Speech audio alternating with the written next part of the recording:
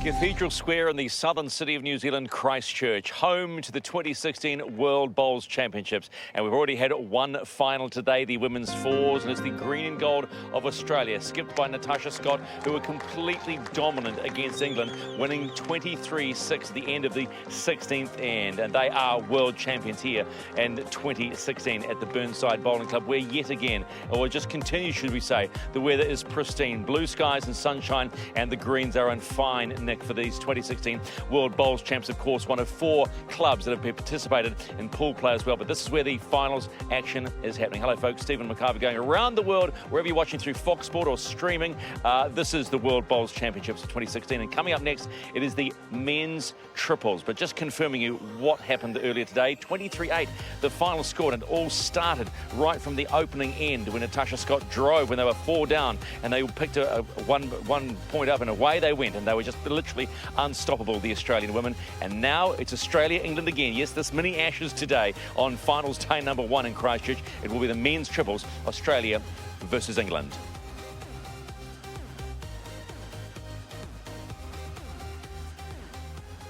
Welcome to 2016's World Bowls Championships here at the Burnside Bowling Club, and the second final for the day, the men's triples final. And let's meet the teams. First of all, from Australia, the lead, Barry Lester. At number 2, it's Mark Casey. And finally, the skip, yes, the Sheriff's in town, Aaron Sheriff. And they will face England. They are led by Jamie Walker. At number 2, Andy Napper. And their skip, Robert Paxton.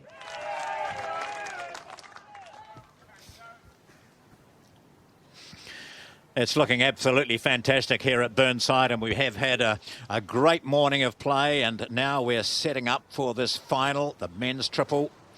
And these two teams have deservedly got into the final. They've had some great results throughout the competition, the first week of competition. And this, we can see Australia against England. We see how New Zealand and Australia battled it out in the semi-final, with Australia winning by 18-10 after they'd beaten Scotland in a close match. Scotland, of course, have played and won this event the last 3 years. Japan and England played in the semi-final of the other pool after Japan had beaten Ireland 16-15, and it was England winning that by 18-9. So it turns out that Australia and England will play in this final, and throughout pool play they were both very, very impressive. Yes, it was England who established a very early lead in their games in the pool play. They won their first 8 games, and then they had probably an insignificant loss in their last round. They had the top position secured at that stage, and they did lose to Brunei in that game. Australia had a little bit of a battle on the way through. They finished second in the section, and they had the 1 loss, a draw, and 7 wins. So coming through, they had to go through to the playoff position, as mentioned there, and up against Scotland. It's a very, very good combination from Scotland, but Australia prevailed in the end, coming through to play New Zealand in that semi-final. Just chatting with one of the England officials, John Bell, before, and he said, well, it's been great for the England team. They've been playing so well, and yet none of them have played in New Zealand conditions before. They've never been into a World Championship final. And so it's all new to them, and they're not at all worried about the ends, the length of ends they play. They're not worried if it's short or long. They're quite comfortable. So it's a team that's going out in good form, but also aware of how strong Australia is at the moment and always is. But for Australia, incidentally, Terry, I think Stephen McIver might have mentioned earlier, they haven't won this title since 1966. So there's a wee bit at stake here, isn't there? Yeah, I was actually surprised to see that, and had to really go back and have a check to make sure that he was right. But certainly so, because they've certainly put up some formidable combinations in the World Championship. And today, with Aaron Sheriff leading the charge, who I rate as one of the best bowlers around, he certainly is outstanding. But he's got some great players with him, and of course Mark Casey. We just see Barry Lester there, and he's very outstanding off the front. But Mark Casey playing in the middle of this combination. It's his last time that he's playing for Australia. This is his last event as a Bowls Australia representative. All right, and of course skipping that team is Aaron Sheriff, and Stephen McIver caught up with Aaron just prior to the start of the warm-up. Aaron, let's talk a positive. How much motivation do you take from the performance of the women's fours? They've been incredible. 1 and 3 of the first 4 rounds, and a couple of positional changes, and they've relished as a team, and yeah, they're looking pretty good at the moment. Yeah, talk to us about changing a team like mid-stride like that. Is that difficult for teams to adjust? Obviously not for the girls, but... Yeah, no, I think, we've got, with the girls' side, so much class and quality that they can play all positions. They all skip and play different spots at home. So, it's just about, getting together and winning a world title. That's what it's all about in the end. Which is what you guys want to know. The triple has been a long time. I think it's 1966 since Australia won a men's triples. Have you thought about that? No, that's the first I've heard of it. So, looking forward to getting out there. This is the last time that Mark Casey and myself will get to play together as he retires at the end of this event. So, looking to go out with a bang. Is there no shortage of motivation? We spoke to Rob Paxton, the opposite skip, about the ends, and they've been playing short ends, so there'll be no tactical or trying to outsmart them today. No. Look, finals are they're always interesting. We're just going out there to play our best, and I think that can be good enough. You sound confident, are you? Yeah, I've got 2 great guys in front of me. The form's good, so looking forward to getting out there and putting on a good show. Every reason to feel confident too, because we've seen Australia over the years in all forms of the game, singles through to fours. They never lack confidence, and that's justified because their form going through these events, even away from their home country, has been superb. They've got an outstanding record, and so it is rather surprising to learn that it was 1966 that they last won this, with Don Collins, Ethel Johnson and John Dobby as the Australian team. This man here, there's Aaron Sheriff, but Mark Casey, Mark Casey, his last game. And he's been an outstanding performer for Australia. So there's always a little bit to play for. We're just watching the warm-up ends. They have 15 minutes in which to send down. Normally a couple of ends. They'll send down a few bowls and just get a gauge of perhaps what hand suits them more than the other. But at this standard, they'll practice probably each side and just get a feel for it. Terry Ohm.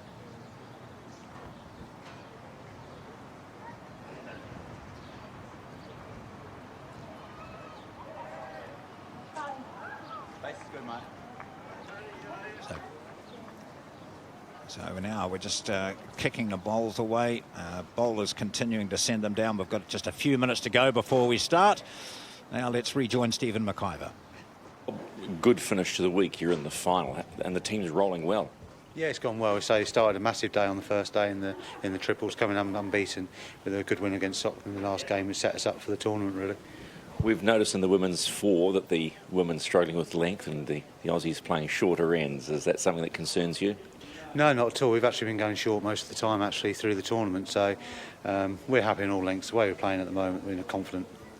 That sounds very confident indeed. What's the mix? What's the secret to the mix at the moment? Just getting on and just basically chucking bowls close, which is the end of the story, is what you've got to do.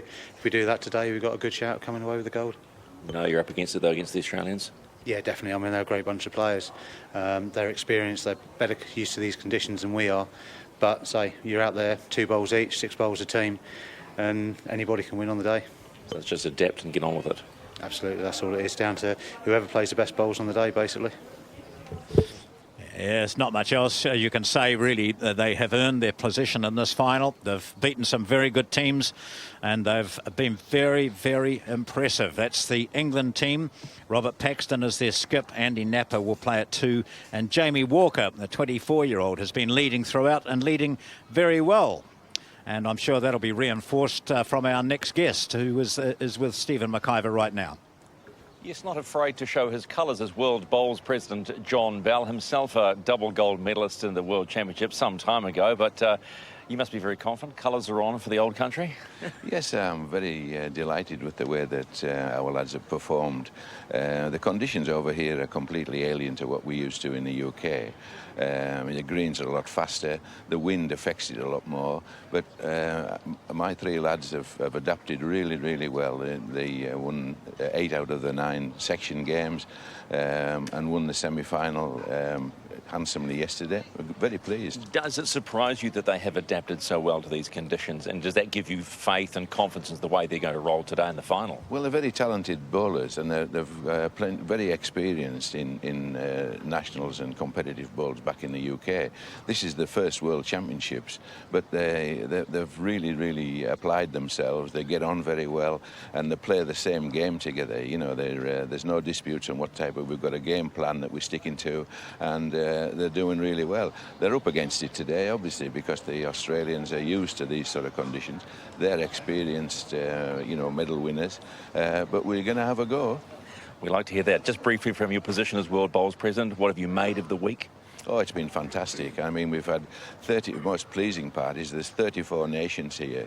This World Championships, and that's because largely because we changed the qualifying criteria to disciplines as opposed to teams, and that's helped. But more importantly, I think the smaller nations have had some really good results, and that shows that the World Games healthy, and it's good for us as World Bowls. And the weather's fine, so it's a bonus. John, a pleasure having you here. Thank you. Thanks very much. John Bell, the president of Bowls, the new World Bowls, should I say, and also obviously right behind the English team who face the Australians now in the men's triples final live. Enjoy it. Yes, John Bell winning gold medals in the fours in 1984 and 96 at World Bowls. Very well known and popular man around bowl circles. The men's triples final is about to start. It's at the Burnside Bowling Club in Christchurch on a splendid afternoon. It's a bit breezy, but it's warm and pleasant. And the two teams are Australia and England. The England team will be skipped by Robert Paxton. The two will be Andy Napper, and the lead will be Jamie Walker, who's about to take to the mat right now. And for Australia, it's Barry Lester lead, Mark Casey at 2, and Aaron Sheriff is the skip.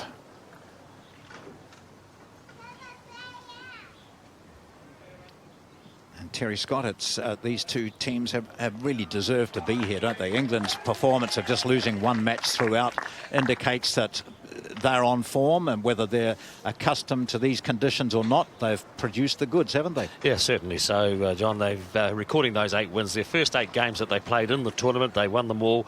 And as I said, that loss that they had at the end to Brunei, but when you see them coming through, and they then played against Ireland, which I think they recorded a very good win there, taking that out by 18-9. They certainly proved that they are in contention for the top middle here, and we've just seen the first couple of opening bowls from the leads. The leads are each player having 2 bowls, so a total of 6 bowls per team, and they play 18 ends. So the opening bowls here from both the leads, Jamie Walker and Barry Lester, fairly adjacent to the jack, and we see the second one coming down now from Walker, and that's a couple of fantastic opening bowls.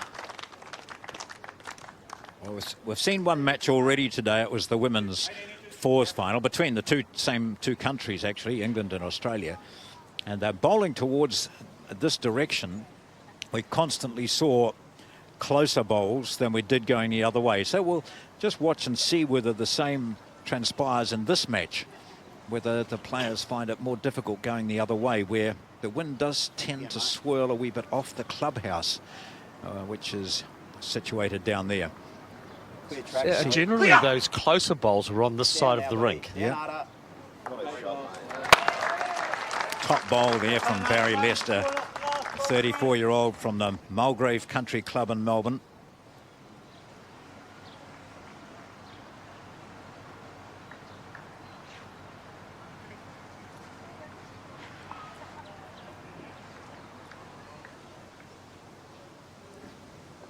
Andy Napper came into the team.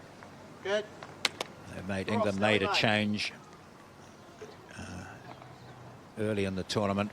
Jamie Walker was the lead and Robert Paxton the skip, but Andy Napper has now come into 2. Hold a little longer, mate. You stand by for a bit of fireworks in this match too, because all these players are keen and open about showing their emotions and support for good bowls, and they'll get into each other supportively. Yes, it was just interesting, wasn't it, in the lead-up interviews, the confidence that was displayed by both of the skips. They didn't shy off rating their chances in taking out this medal, the gold medal here, and which is great. So I'm sure we're in for a great competition here. Oh, I think so. You get that feeling. And it's added a bit of spice because the man bowling now, Mark Casey, who's played a lot for Australia and had great success. He's announced that he's out now, finished after this. Yes, Mark, of course, involved in with Bowls Australia and management of their events, and he's got a big task coming up and looking after the Commonwealth Games, the bowls which are going to be played on the Gold Coast in 2018, the Commonwealth Games. So Mark's going to be the man that's looking after that. So can't combine it with his competitive bowls, but he's been an absolutely fantastic servant to Australian bowls. So if you look at the bowls, when we next see the head, you'll notice that one lot of bowls have the blue label on, disc. The other has the red. The blue belong to England.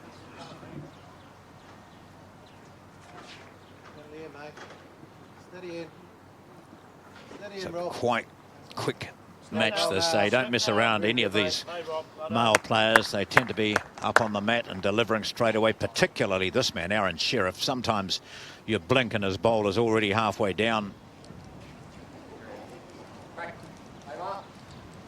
Bowls not quite as psychedelic as they were in the Trans-Tasman series here a few months ago. So great weight by practically all of them there. Gee, it's a great opening end, isn't it? Yeah. So we've got one blue disc, which is down there at about 5 o'clock as we view it. That belongs to England. Holding shot. First end. Second bowl coming from Robert Paxton.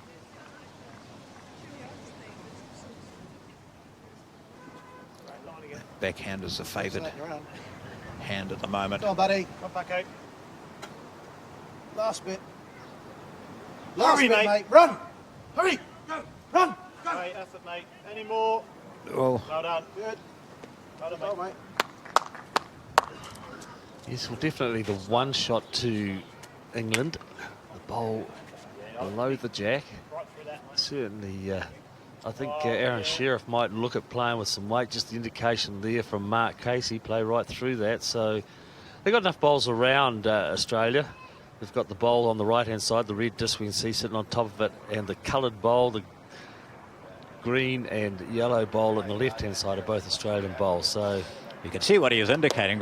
Hitting that shorter one that's about a foot short of the bowl, the jack, hitting that square, it'll take out the two behind it as well, and they'll still have shot if it works perfectly. So you will play with a bit of weight, do you think? that's the key at the end of the day, if it works perfectly, isn't it? Yeah. But on the mat, he is certainly playing with some weight, is he? Well, perhaps not a lot. Well, I'm surprised that he then changed his hand. He's going to swing across, I think, yes. He might just step back now and say, I should have played with weight. But there's just 2 in it to England. So they start 2 against Australia. This is a men's triples final. And there's our marker there, Kate Bassett from the Burnside Bowling Club in Christchurch, the local club. And she will be holding up the lollipops throughout each end and also at the end to indicate the situation or the outcome. Yes, I was just a little bit surprised that Aaron Sheriff didn't play with more weight. He was 2 down. His third shots were one each side of the head. He weighed up the option, I suppose, as if he was going to kill the end or the jack went back. He may not have been any better off. So England have delivered the jack and it's gone into the end ditch. So that then gives the right to Australia to have a turn at delivering and dictating the length of end.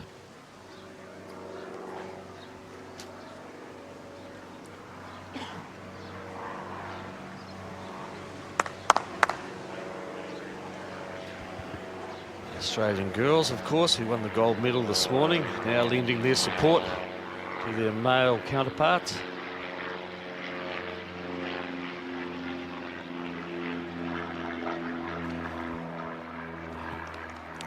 You mean the Australian women, Terry? Got to get this. It's sexist now to call them girls. You've got to call them women. So would you repeat that, please? The Australian. Come on, Terry. Come on. The first bowl from Leicester on the second end. Well, these boys are going well, Terry, aren't they?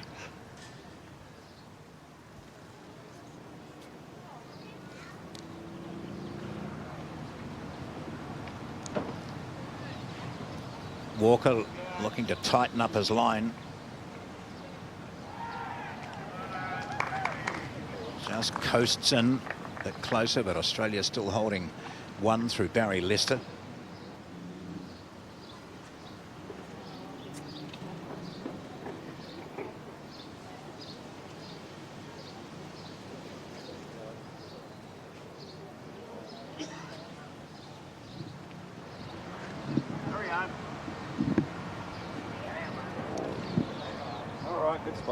Well, do you get the feeling already we're seeing at that end, bowling in that direction is a bit more difficult? Yeah, just a little looser, aren't they? And we talked about it at the break, and indications were that the wind is perhaps coming off the end stand, the scaffolding stand where our camera is positioned. So generally just a little bit looser.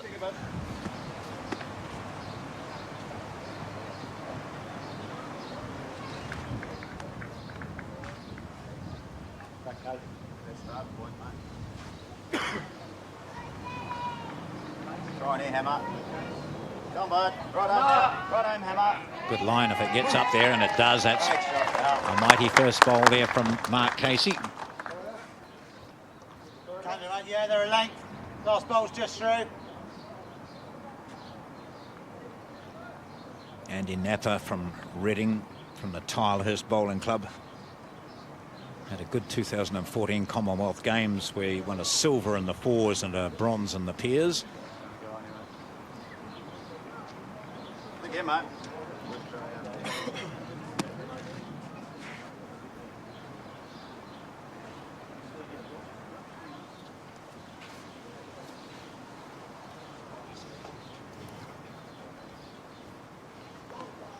Any bend to be good. Oh, big change there from Casey. Now that's just a, he'll probably think that his line, he altered it only fractionally, and yet it stayed out a long way, didn't it? It certainly did, and I think what we saw in the earlier game, if you go a little bit wider there, they do hang, and particularly if you're playing with some weight. Ellen Faulkner played some run shots on that hand, and when she was wide, she just stayed wide, didn't come back at all. But it's Australia holding a couple of shots, so the pressure's back on England. Robert Paxton onto the backhand.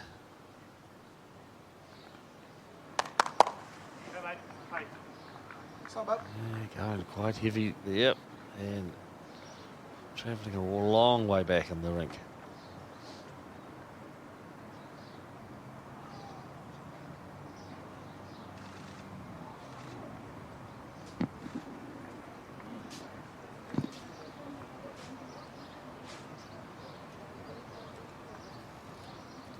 Tracking well from Sheriff, and just over. So it is that red disc ball belonging to Australia which holds the shot. Paxton with his second and last. Looks to be coming up short as he cutting across the line early, isn't he? Whether it holds enough to get up for second shot, I don't know if it does. Certainly will force Aaron Sheriff onto the other side of the rink. He cannot afford to play on the forehand now. That bowl certainly in his line.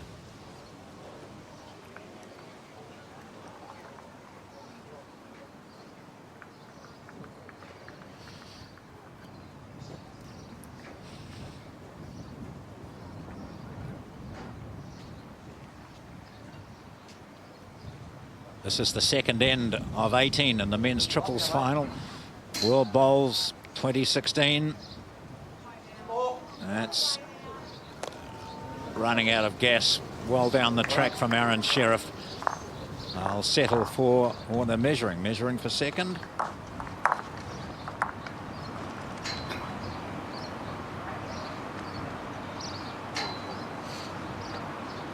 Certainly looks a red disc bowl, but yeah, the measure will show.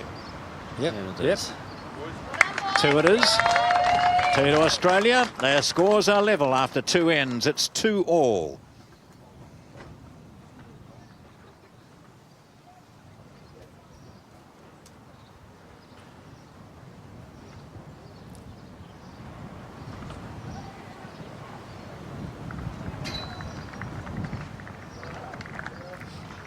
At the Burnside Bowling Club, under nice summery skies, we have the final of the men's triples between Australia and England.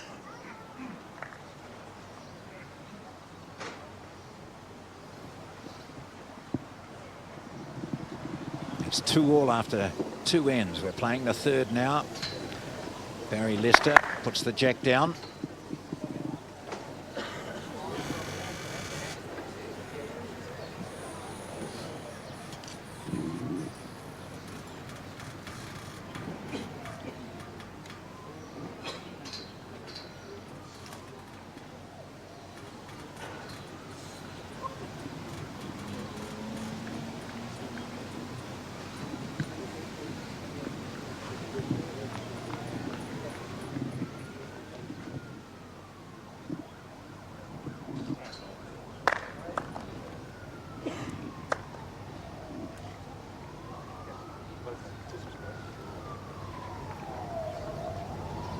Jamie Walker, he's a 24-year-old from Northampton.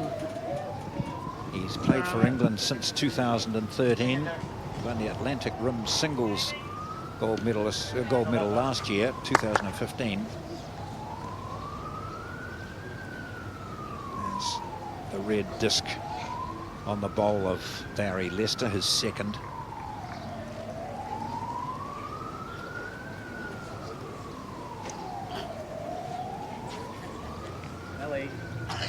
Come on, bud. What do you got now, mate? Come on, Buzzer. Quicker, mate. Hurry.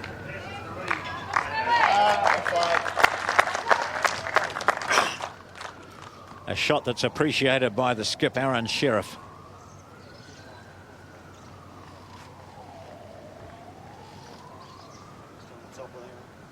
What do you got? Good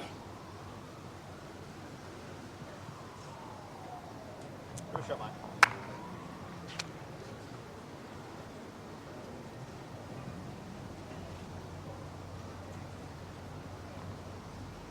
So Gold Coast for the next Commonwealth Games, and doesn't seem that long ago since Edinburgh, does it? The previous ones. Yeah, Glasgow actually. John. Glasgow, yeah, sorry. Scotland, anyway, I knew that. Good toucher from Casey. Yeah, look at the games will be round before we know, and immediately after this event is over, of course, all the teams that will be competing in that will be putting their preparations in place. Hurry, mate. 2018, early 2018 as well. Run again. Run again. Place is fair, buddy, really. Again it is, mate. Touch is good. It's been remarkable. The number of teams here, the number of nations represented here at the World Championships. You know, we recognise, of course, the regular bowling countries. But the fact that this year, for example, we've had an entry from Turkey, and we're seeing the spread of bowls is pretty impressive. Yeah, it certainly is, and it's great. And John Bell, of course, mentioned that in the opening of this game. Australia, a couple of fantastic bowls from Mark Casey. One on his, left-hander, one on his forehand, then one on his backhand. So you see the white bowls there nestled in beside the jack. So forcing England onto the drive and missing wide. So it's Australia who hold, well, they hold 3 shots at the moment. Yep.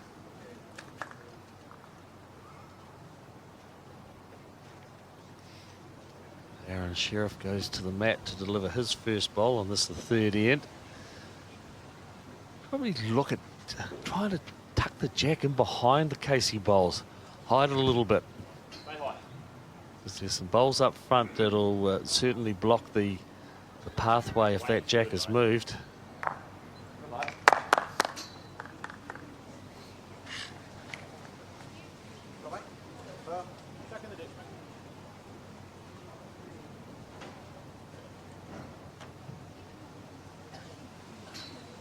Robert Paxton on his forehand. Be looking to play with weight as well. Thanks, mate. Down a ball. Just lifted there, mate. Right spot on, buddy. 2 misses wide by England. As they, looking down at it, they probably can hardly see the jack or their 2 shot bowls. They're well packed in behind those short bowls. As Sheriff tries to compound England's misery here on this end, and he does. Oh, he's moved the jack. How does that help them? Oh, it's not a problem at all. No, England have got, Australia have got 5. So it's back to the draw now for Paxton. This is not ever the easiest shot after having had a drive. So onto the forehand, drawing 5 down. So this to save. Walker looks interested. He gets down on his haunches.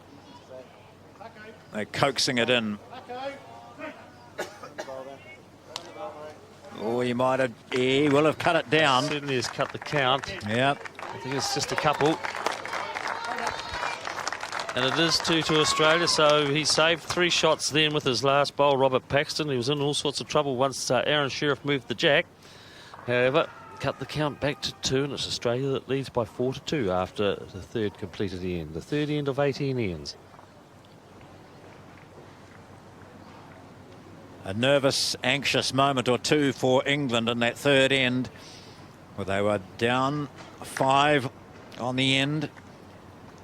And it required a good draw from Robert Paxton to save the situation. They drop a 2. England now trailing 4-2 after 3 ends. This is the men's triples final, World Bowls 2016.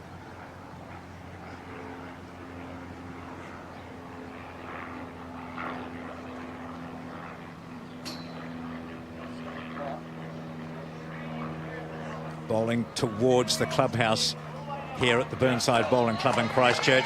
And the opening bowl from Barry Lester couldn't be better.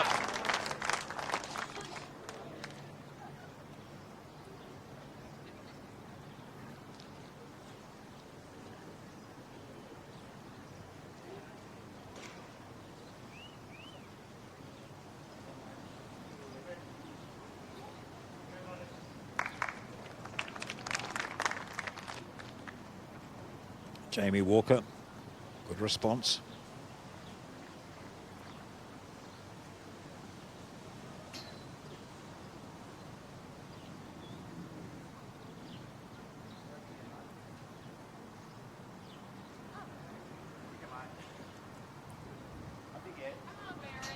The key to it is doing the same again. That's not that easy, and that's vast contrast to his previous very good bowl.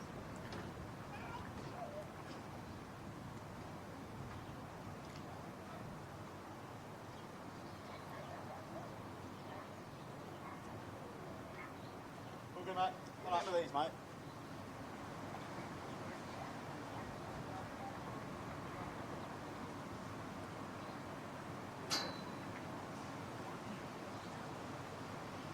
Track.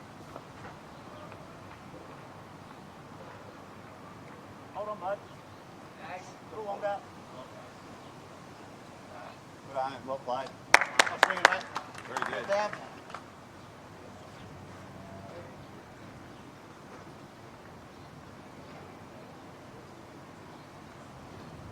England's number 2, Andy Napper.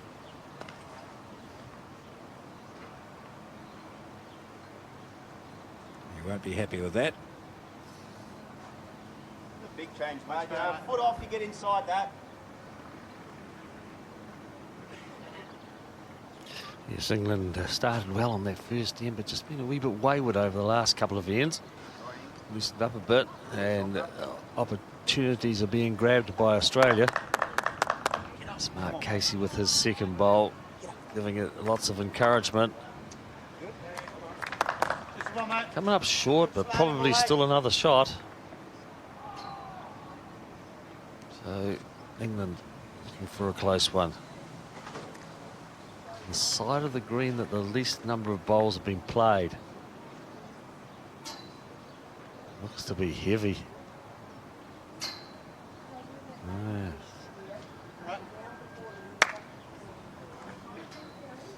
Well, may well come into play away down the back of the rink. But it's a matter of whether England want to cut the count back or look at getting the kill. And the jack going on that tee, we can see at the bottom there of the chalk line.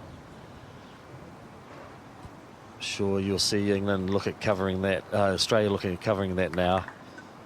Conscious that England have got a couple of bowls back there.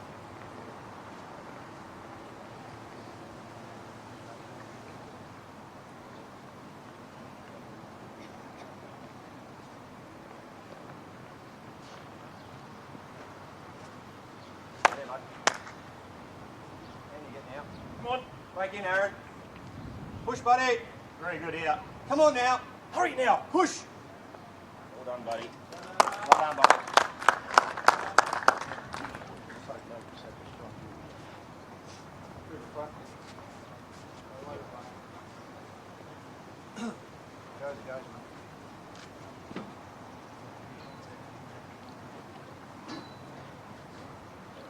Come on, mate. Got this. Paxton to the mat now, his first on this fourth end. Australia have that two-shot advantage. Just having a wee run at this. Down, down, down. Takes the jack, and it will be respotted. Is it out of the rink? It is, so it's picked up. I think what actually has happened here is that Paxton's bowl has followed through. We see the red bowl of Paxton has followed through to be the closest bowl to the tee spot by the looks of it. Yeah, indeed. Was that the one he played, was it? Because they had one back there anyway, didn't they? No, this is his drive, the red bowl. So he had it. See it coming through here, and just past the Australian bowl. Knocked out their own one, which was there, and settled in. So that's shot to England. If you haven't watched the previous matches, what occurs here is they're respotting the jack on the tee as it is there if it goes out of play.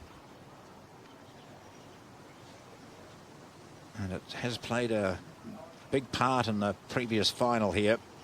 Sheriff now looking to take the jack and does so. Toucher in the ditch. They have the shot. Yes, may well have a couple of shots. It's gone over to the side of the rink. There's the toucher in the ditch, which I think will be one of the shots. And we see it again here. Finds the gap, the edge of the jack, moving it out the side. Now, this is an Australian bowl, the Barry Lester bowl out the side of the rink. So it's Australia who now hold. Big task here now for Paxton. Drawing to an off-centre jack. At the ditch. Immediately after having a drive. Yeah.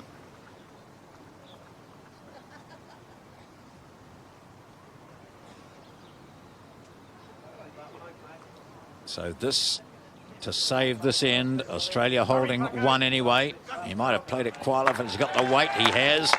He's up there. Very good bowl by Paxton.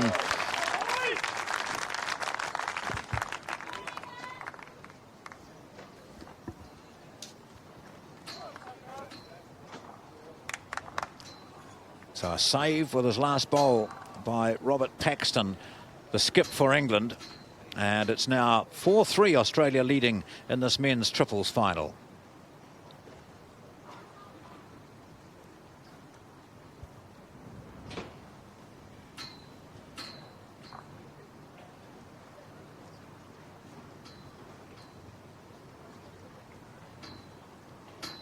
That's why he's a skip, Terry, isn't it? play those shots. You play a drive 1 minute and then you're drawing to an off-centre jack towards the ditch, near the ditch the next, and doing it well. Yes, all his talent was certainly called upon with those couple of shots.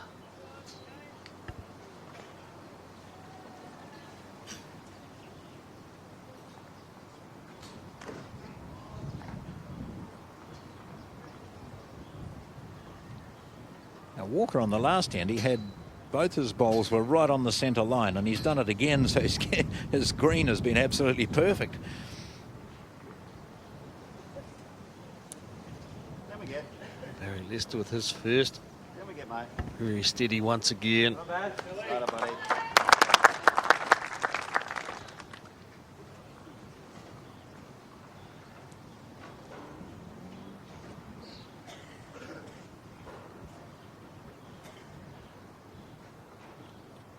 What you got, Jamie? On again, mate. On again. Good, mate. Good. There's certainly an improvement there from Walker.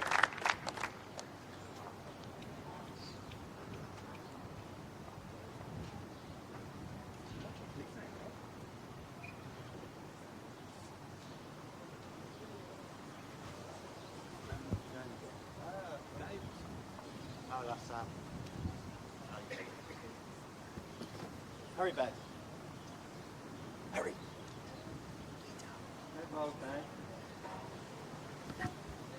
On the win, mate. Turn it short. Scoring down to the back green. Beat it, you're in. Well, the Leeds have done their job on the 50 end. The opening bowls, the two opening bowls from each of the Leeds. Hi, Andy. It's Andy Napper. Yes, mate. On again. Be pretty much into the target area as well. If it just holds its head up enough to get past the... Shot, mate. And it does. So Two, mate. You pick your hand. a couple of shots to England. Lock it down there. You find it well. Just through that port.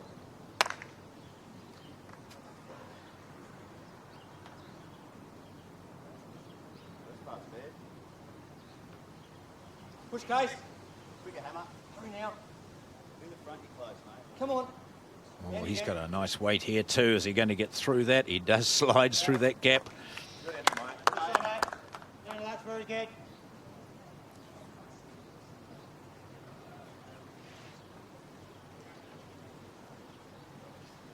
Well, swing of the arm just after he delivered would indicate he's not happy with it, green-wise anyway, but he's certainly getting into the target here. He doesn't want to move the jack, though, does he? I think that's what he was concerned about. Reduced the count, but has got a better shot out of it. He stayed with it. And there's protection up there, isn't there? When you look now, there's with the jack moving back a metre. Yes, there's an arc of bowls across the face of the shot bowl now. Forcing Casey to change his hand. And again, mate. It's in the game, mate.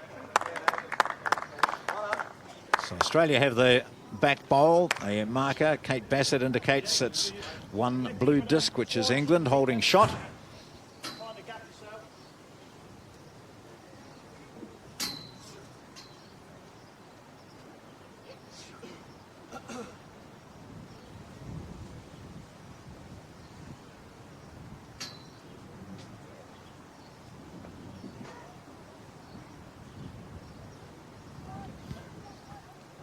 Paxton, who played a beauty at the end of the previous end to give England a shot.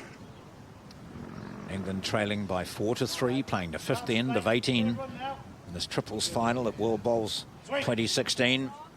Swing. If he sits on that, he didn't quite. He needed just be inside it, but that's still a good handy bowl there. And still England have a shot.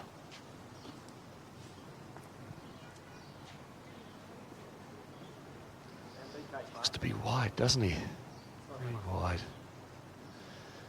Yeah, very similar to the Casey bowl. Yep, finishes at the back there. So I don't think you want to move the front. Simply move the front, give him a nice shot before I think you're over the top still. Drop off the bowl or wide side there and drop to the yellow. I think he's way over that.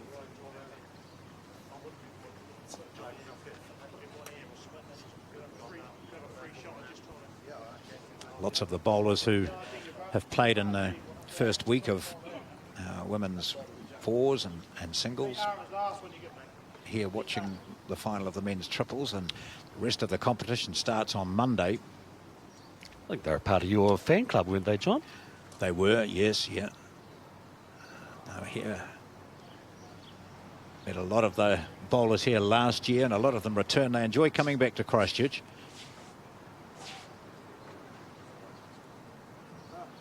Work away, mate. Work away. Paxton just looking for a bit of cover now. Last two bowls from Australia going to the rear of the rink. So now up to Sheriff with his last bowl.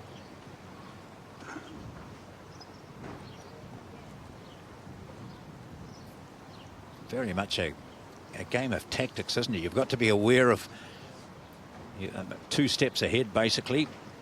A lot of the time with this. Sheriff now with his final bowl, the last bowl on the 5th end. It's 4-3, Australia leading. He got some weight, hasn't he, Aaron Sheriff? How did he get through? He wasn't wanting to get through. It's a 1 shot, 1 blue. And that is 4 all now. Australia and England, this is a tense final. For the first few ends, the first 5 ends, it's 4 all.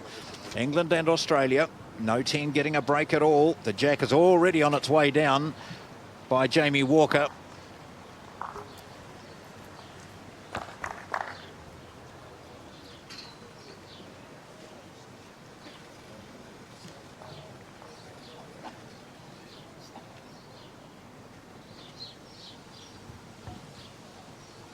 First bowl coming down on the 6th end of the men's triples final at the Burnside Bowling Club in Christchurch. It's World Bowls 2016.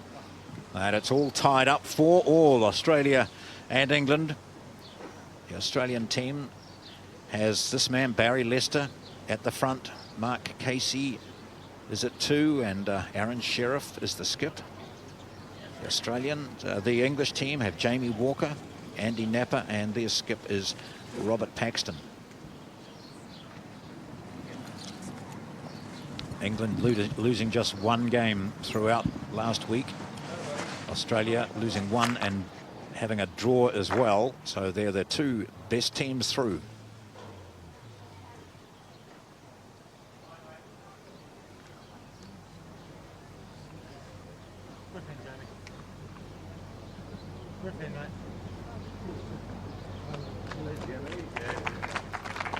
Well, you can see why he was pouncing after it, just following it down, breathing heavily behind it as he watched, knew it was going to be close. 2 good bowls to start for Jamie Walker. Lester with his second.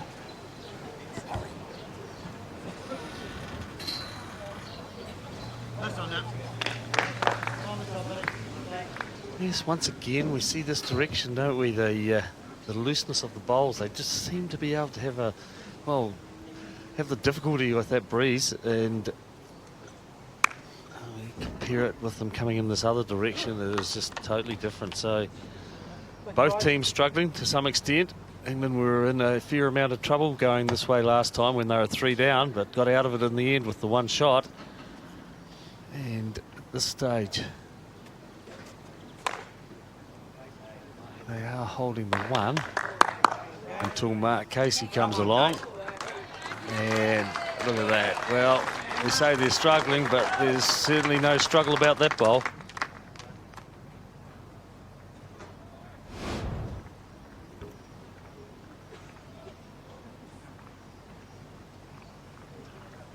Perfect.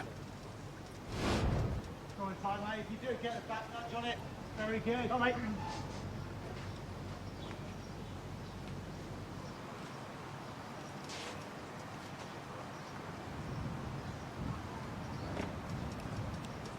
Napper looking to loosen up the jack, possibly. Belly double, mate.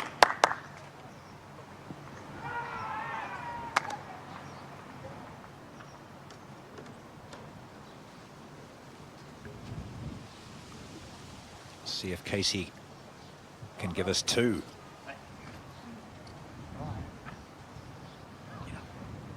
He likes it. Of all players, he's probably picked it the best going Yeah. down there, hasn't he? Oh, look at that. Take a photo. Mark Casey. Cornered up, mate. It's going dead. Final match for Australia for Mark Casey. And a few more like that, and he'll go out Come on, mate. a real winner.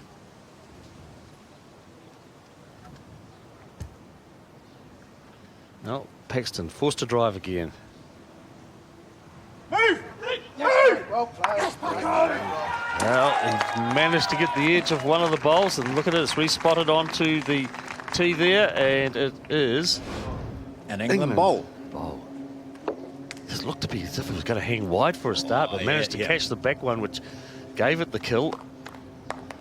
And respotting of the jack. Well, the heavy draw shot ends up valuable.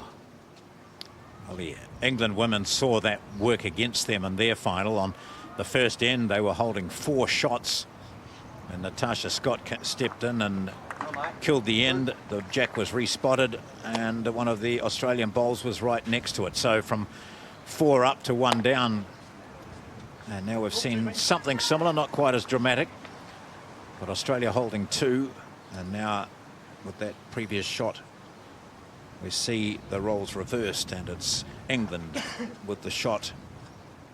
Skip Robert Paxton from Taunton at the Crediton Bowling Club.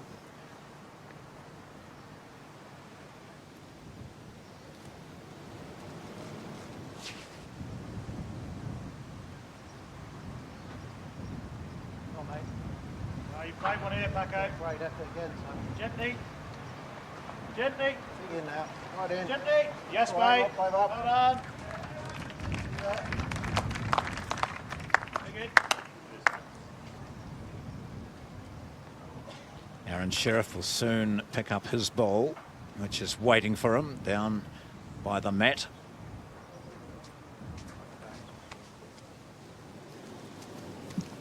And when he looks down, he knows exactly the shot he's going to play. He's just come back from there. He knows that there's room to draw.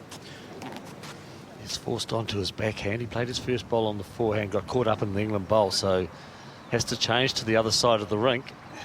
Must be pretty well weighted too, isn't he? Oh, he is too. He is just not going to run it out. Or is I it? think it will. It is. Oh, what a perfect bowl from Aaron Sheriff. High fives all round, and deservedly so. Aaron Sheriff with the last bowl on this, the 6th end. 1 down, definitely, possibly even 2. Forced to go on the draw on the other side of the rink, and there we see it. Well, the Skips have been playing the big stuff, haven't they, over the last couple of ends, particularly going in that direction. It was Paxton a couple of ends ago, and now it's Sheriff.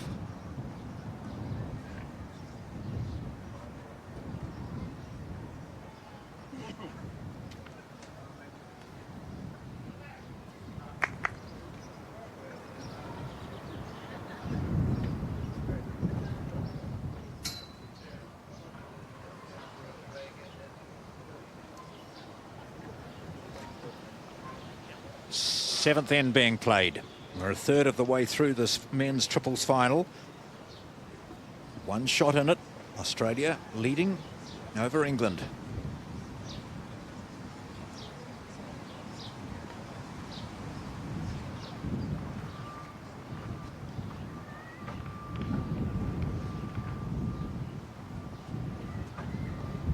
Nelly. Another good opener, mate. It's not bad. Well played, buddy. Opening bowl from Barry Lester. As the leads continue to play this side of the rink in this direction. Generally going in both directions. They're sticking to the one side of the rink. David. Great shot, mate. Real good. Weight's good, mate.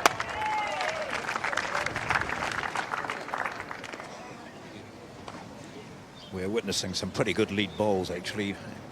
In general, these two have been sending up was down. Back, buddy. Bowls that their skips are quite happy about. Don't lose anything, did you? Thanks, Dad. Hurry. Come on, Snelly. Quicker, mate. Get up. Two goodies, mate. Well done. Same ball, mate. Touch over.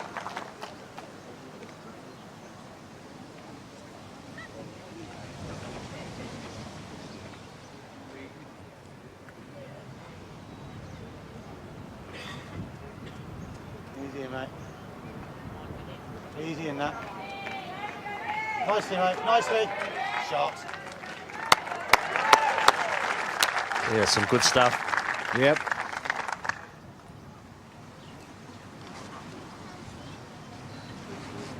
Well, remember Casey going the other way. 2 stunning bowls. Come on, buddy. Too hard. Right around now. The skip looks interested again. I'll play, mate. Great effort. Very handy there. Similar to that move, mate. Get on the back of the eyes, Andy. Just slipping's good.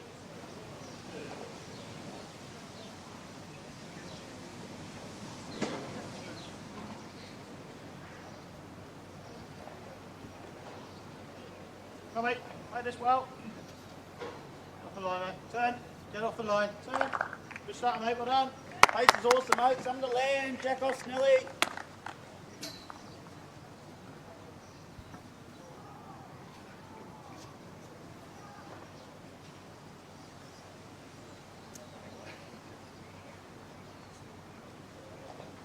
Come on, buddy. Let go. Double, mate.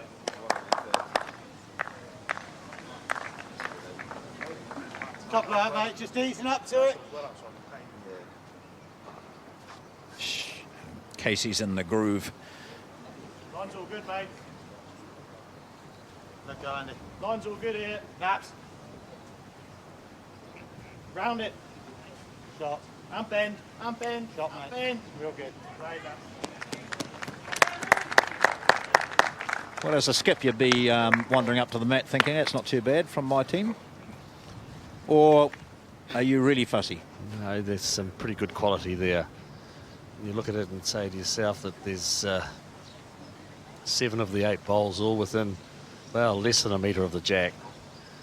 Both skips have got to be happy.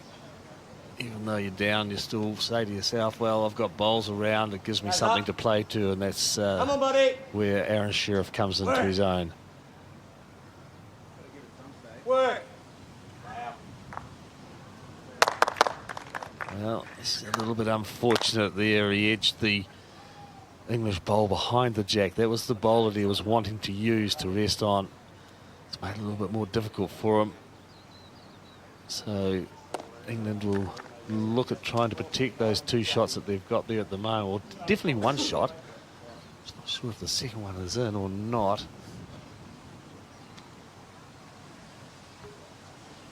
The maroon coloured bowls. What's he looking to play just over and into those white balls, to sit around those white balls? He just doesn't want to Doesn't really want to move give anything, He does he? doesn't want to give Sheriff a target either. No. There's not much for Sheriff to play to there at the moment. He puts something out the side. He will not hesitate in going back, Sheriff, and having a drive at it. So pretty important. Away now, mate. Come in. Work away now. Something on this is good. Good, mate. Piece of coffee, don't worry. No change. Well, Australian players contemplating it now as to what their best option is. So England holding a couple there, the 2 lead bowls, in fact, just over the jack. I think Sheriff has got to look at coming on beforehand. Change his hand. He's only got to turn over the front green bowl. He doesn't have to give that too many rolls, and if he slips past it, he's got a chance of sitting on the English bowls, the 2 maroon coloured bowls. So I think he may well have a look at the option of going onto that forehand, perhaps. I don't know. No, certainly on his backhand. Playing with weight. Coming down the centre line, we can see it now, so he's pretty close to some action. Now, oh, look, and it's a red disc bowl that's gone back to the tee. It was the Mark Casey bowl, wasn't it? A little bit fortuitous, wasn't it? Both could go down. Same bowl. What's the damage if I get thin and ours? So again, the jack for the second time in this match, it's been respotted. See it here, the drive, and it goes through, and then he connects with his own teammate's bowl, the white bowl, and is wobbling back towards that tee spot, and that's where the jack will be replaced. And the team just sort of dropped their head a little bit when they saw that coming back. So now a plan of attack for England, one down. May only have the 1 second shot. The blue bowl is the second shot. So Paxton will have to weigh it up as to what his options are. It's he's going to play on the backhand. With some He's weight having too. a run. He's looking for that shot bowl.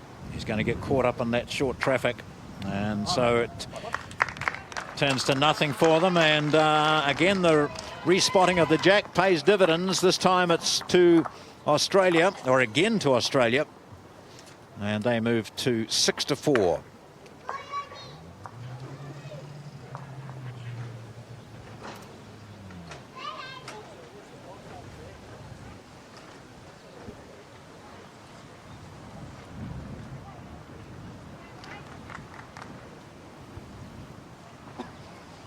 So on the previous end, the 6th, we had Australia holding 2, and Paxton moved the jack, pushed the jack out. It was respotted. England had the closest bowl, but then Sheriff drew, so Australia gained out of that one. And as you've seen on this most recent end, the 7th, Australia were 2 down. The jack respotted, and Australia gained the advantage. So 6-4 it is after 7 ends of this men's triples final.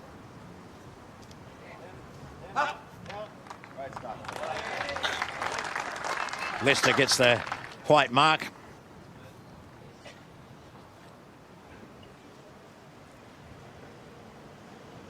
Touching the jack, and that's recorded by the, it used to be just chalk, but these days it's in general a spray. And the same will happen for his opponent. In England lead Jamie Walker.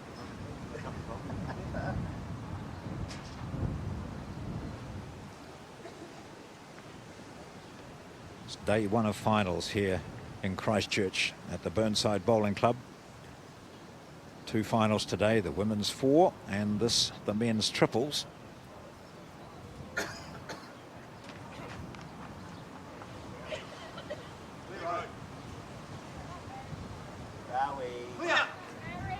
There's a pretty good reply here too from Barry Lester. Well, had to make the adjustment. The jack got moved back.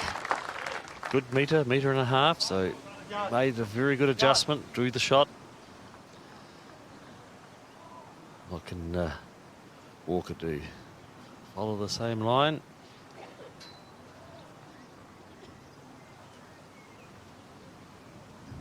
Just to be a little bit tighter crossing the centre line early.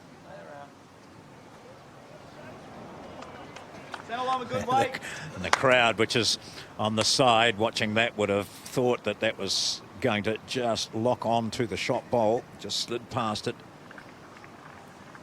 Casey, who's in a hot streak at the moment, not following this all the way down. Hurry, push Casey.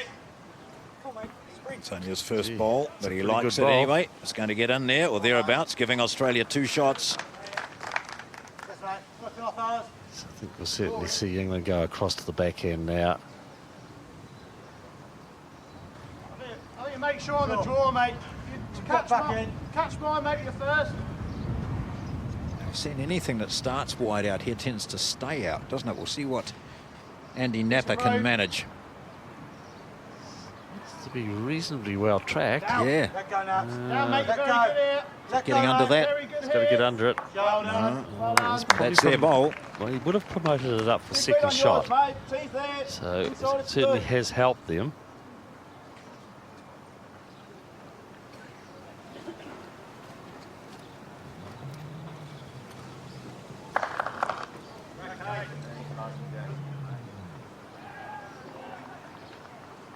Up again.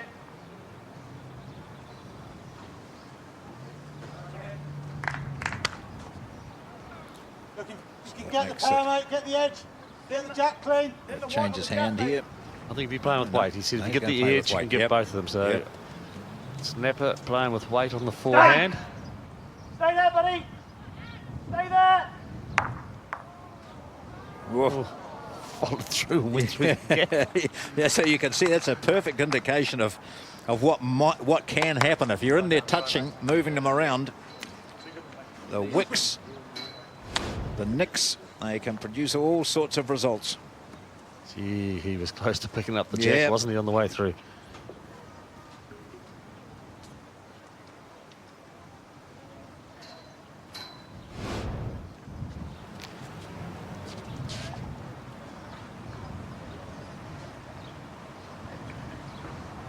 Easy, mate. Easy, Omar. Stop.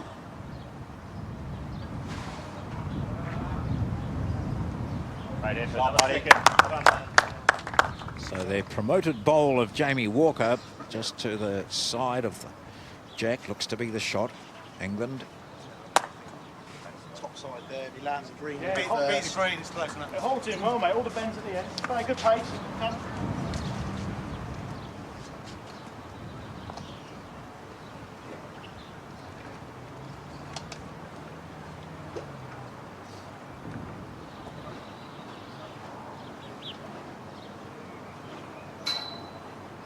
It all looks different from down the other end of the rink as he stands on the mat. Picture of what he wants to achieve down here, what the situation is. He's on that forehand. Just trying to beat the last bowl of Aaron Sheriff's. Good pace from there. Gently. Whether it will come back enough will be interesting. It seems to hold down that point there. Yeah, just a bit heavy perhaps to come back in. He's looking to beat those two bowls that are just to the right of the red there. So Aaron Sheriff coming back to play his last bowl, and this is the 8th end.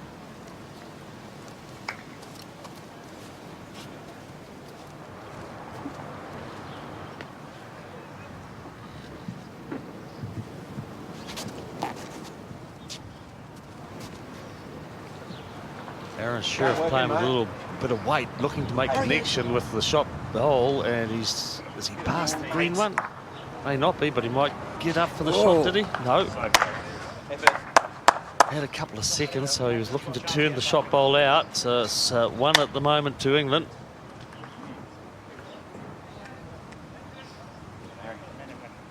Just a draw here from Paxton to try and make it 2.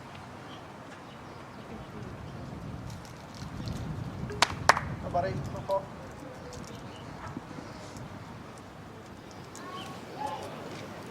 The last bowl on this, the 8th end. Scores tight, 6 points to 4. Australia leading England. England holding shot. This looks to be wide from Paxton. Is it going to come in from there? It's not going to, and so we'll settle for a single. And the single goes to England. After 8 ends now, they trail by 1. It's Australia 6, England 5. Men's triples final.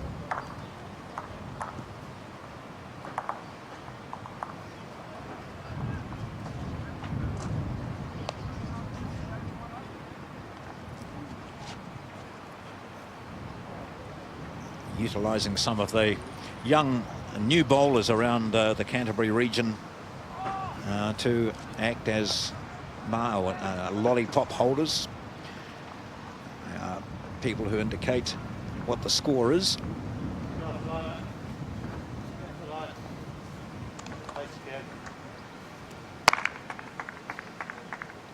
Kate Bassett, one of the local club members here at Burnside, is the young woman who's doing the job here.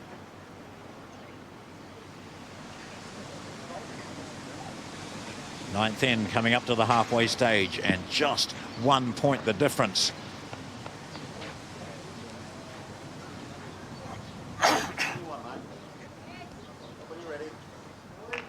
Well done, buddy. Leicester with perfect weight.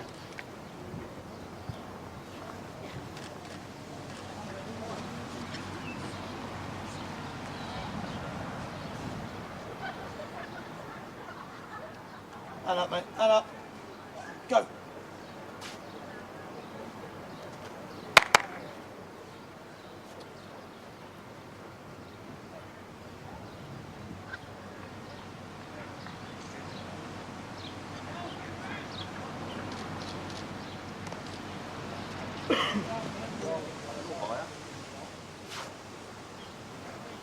Barry Lester with the one shot from his opening bowl.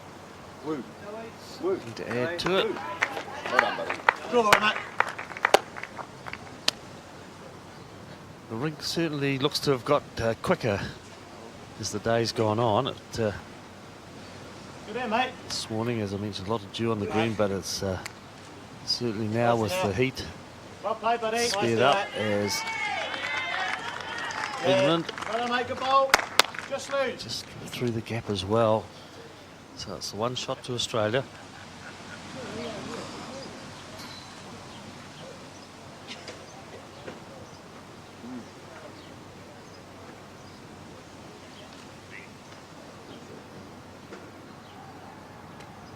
Same ball, mate. It's a loose one from Fukasi today.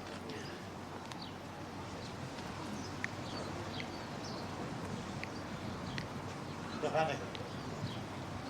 Left handy. Great, Sandy. Real good. Couple of good bowls from Andy Napper. Jogs up and joins his teammates Walker and Paxton as they watch Casey follow his bowl down, his second bowl. Certainly got less weight. Hey. Good job. Right on, Case. Good job. Well done, buddy. Bowl falls back towards the jack. So we've got good slips cordon around the jack at the moment, out to the left. Good shot, mate.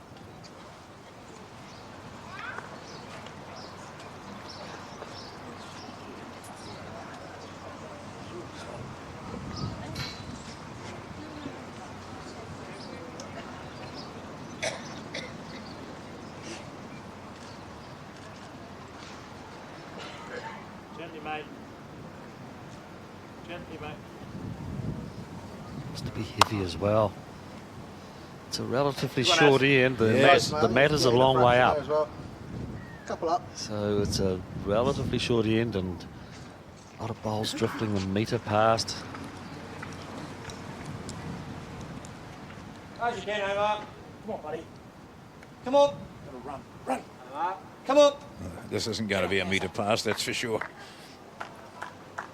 Hasn't run it out enough. I think that's still that green bowl to the left, which is that the shot. That's Australia's. That's Australia definitely got Leicester. the one. Yeah. I think that may be all they've got. I think so, yeah. Tight, mate. Very It's a tight. measure, obviously. He says it's very tight, so the last To be fair, it's bowl not in your road. If you're down either possibly side in a of that, measure you're with good. the I'd probably look maroon hang bowl in and the slightly blue bowl tight, you rest the behind, bowl so- there, you win, you land mine, you're not far off shot. clear indications there from Andy Napper. Want some inside Sheriff's last bowl, I think. But his weight's got to be ideal for that. Moving, Perfect. you're good. Come on, Rob. Move. Start moving, start Move. turning. Go. Three. That's is it. This is the top bowl. This is it. That's a beauty. What a good bowl from Robert Paxton. Yeah, played to perfection. Now, the result of this end is in the hands of Aaron Sheriff. Yes, Paxton had to negotiate the last Sheriff bowl, the yellow and green that we see there, and did so with perfection.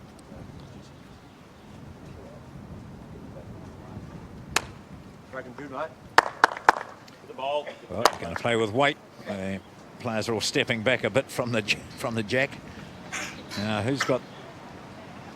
Well, If the jack goes, and nothing else goes back, it would Yeah. be Australia who'd have the one. yeah. You see that white bowl down the back? That's Casey's, one of Casey's bowls. That'll be closest to the tee if the jack goes. And here it goes, straight through a hole, and no change there. So that's one shot to England. And after 9 ends, this match is tied up yet again at 6-all.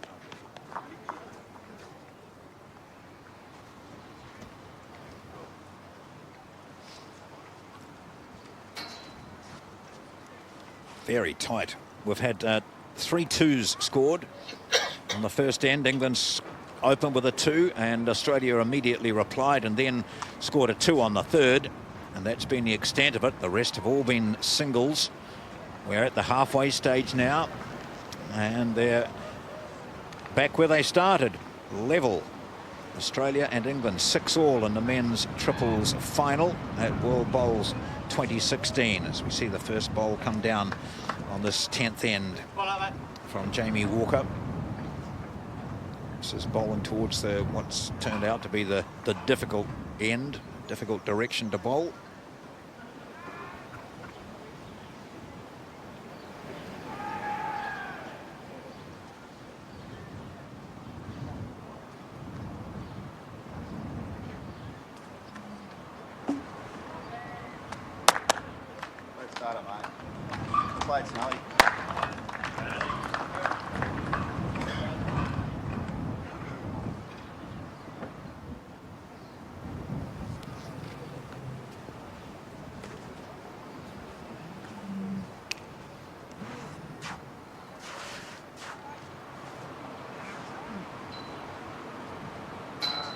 Okay.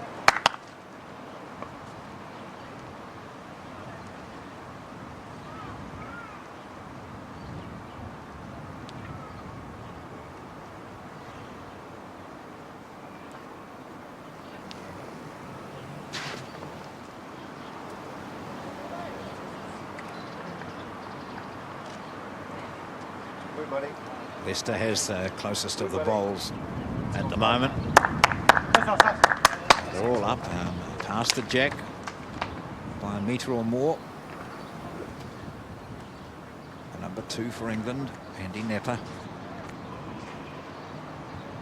Playing that forehand side, that's side away from the crowd, which is on your left as you view this. Wins it, buddy. The best, mate.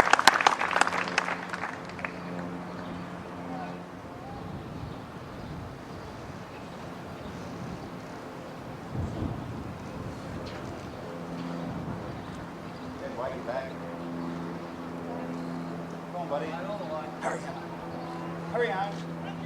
Don't shoot. Right up the mate. That's good enough. Don't lie, mate. Facing the lane. Hold it.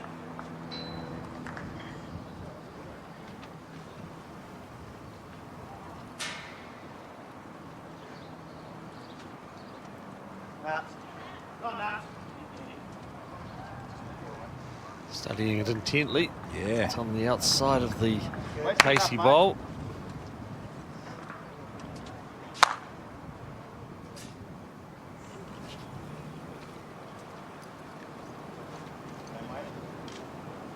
As the skips sort of look ahead a wee bit in this match, Robert Paxton would be noticing that he's got those 3 bowls just down to the left and behind the jack. Australia have got them on the other side. Yes, well, no one's really dominated the end. No. 4 bowls that would be all in contention for shot.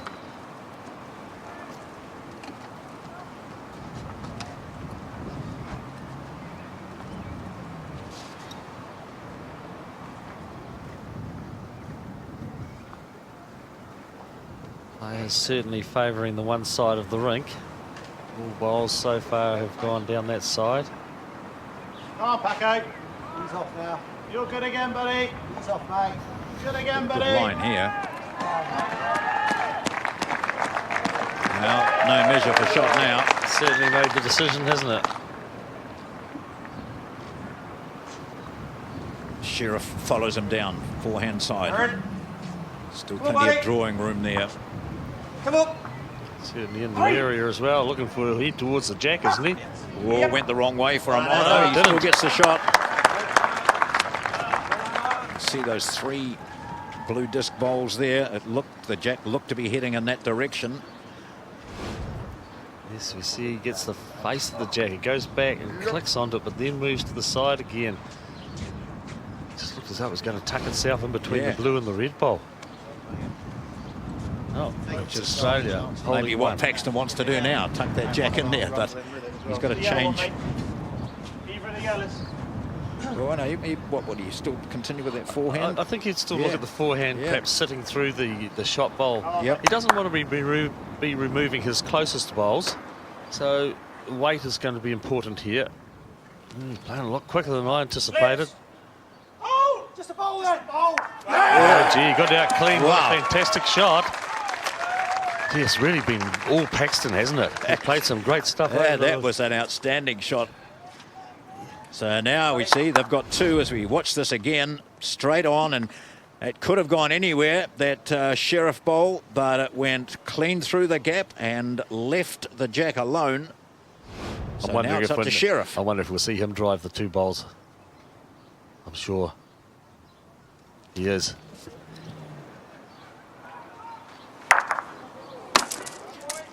No, he might have worsened it a wee bit. There might be three now for England. Certainly got the two that were there, and they will have a look as to whether this blue bowl, bottom left-hand side, it's in the one in the measure. So England are going to pick up the two. G. Paxton's played well, hasn't he? Oh, yes. There's no hesitation. He was just on the mat and banged it and gets a three. Oh, have they conceded three? Yes, they have. No, big end there for England. And for only the second time in the match, they've hit the front. They scored on the first end, but have trailed since, and they lead now by 9-6 after 10 ends. Long way to go in this game, but that's the biggest margin we've had. 3 shots.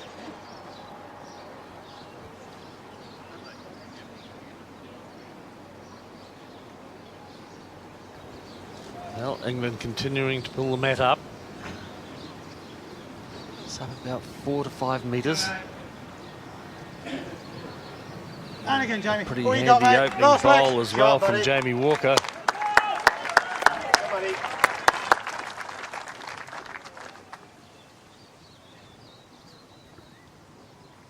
I think the two leads are loving this, their own little contest.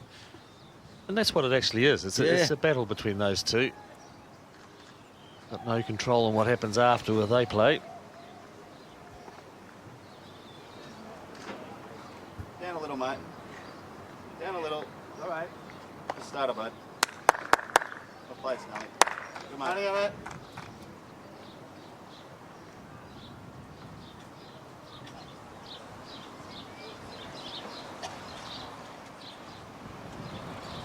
He's 24 years of age from Okay. Northampton. This is Jamie Walker. Go, Jamie. Important role, as they all have in this game, but he's been Good leading feet. very Good well. set, buddy. Real good. It's 3 of the gold medal winning Australian fours.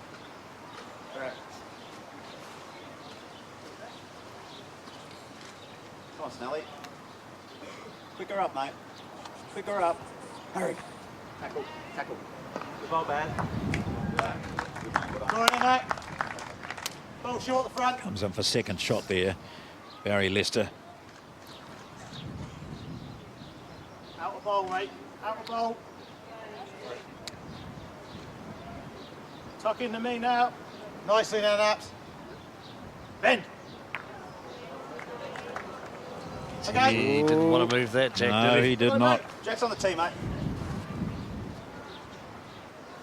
Two good shots from Walker there. And unfortunately for Napa, he's moved the jack back. Wow, probably over a good metre to the Leicester bowl. So probably Australia holding one. Drawing in. Get it yourselves good, landing the ball. Come on, mate. So changes hand onto the forehand now. Where he's got the draw to the jack or onto his own previous bowl. Gently in. Gently in. Stay good. Gently. Stay good. Gently. Gently. It's good, mate. Yeah. Just looking at Andy Napper as he came down, and Just you could sense that he was really unhappy with that previous bowl. Okay. The Come on, buddy. one prior to his last, where he'd moved the Shot, jack. mate. Here's Casey coming in now, looking to build up on that situation for Australia.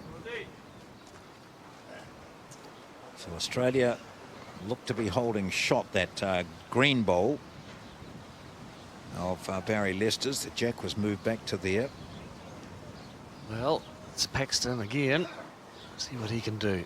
He's played some pretty good stuff over the last few ends.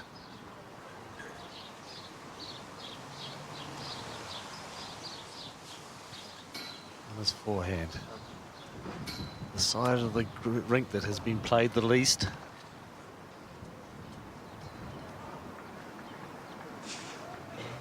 Not a huge amount, mate. Not a huge amount. Oh, shit. Big one, buddy.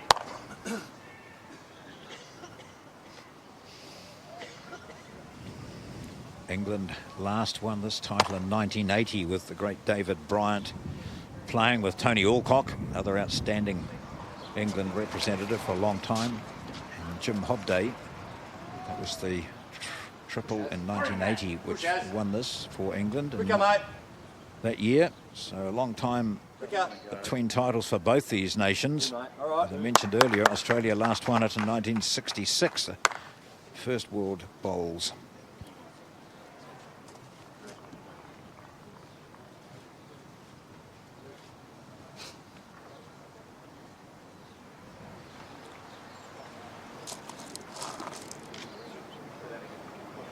From the angle where we are up in the commentary box, you'd give it to Lester, wouldn't you? Give it to the Australian bowl, but sometimes when you look at it from there, shadows coming into play.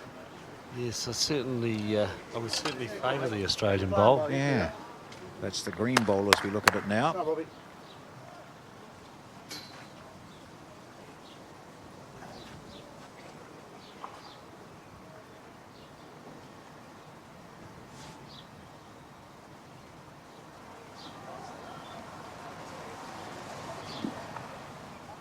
Just a metre on from his last bowl is what he's seeking here.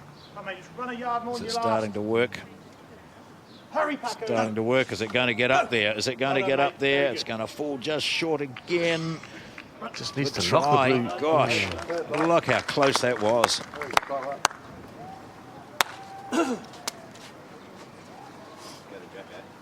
Thanks, mate. Get over down that boundary peg. You happen to kill it, it's a bonus. Well, does that indicate then that England have got the shot? Well, I think so. Yeah. Well, look, you look at that now. I just sense though. I think that blue bowl is closest, but Well, yeah, it must be. Yeah, must yeah. be. He's having a go. He's having a go. He kills it. He does, and so Australia again will take advantage of the respotting.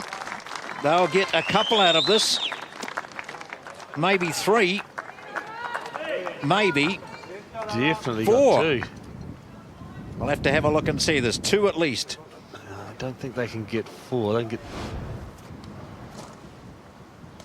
That was an outstanding run shot from Aaron Sheriff. Took the jack to the side. What do they get? Two. So that one England bowl was keeping them out, but it was a close one. Steve Glasson will be happy. A celebratory water, unusual for him. And it's 9-8. England leading Australia. Now 2 to Australia on the 11th.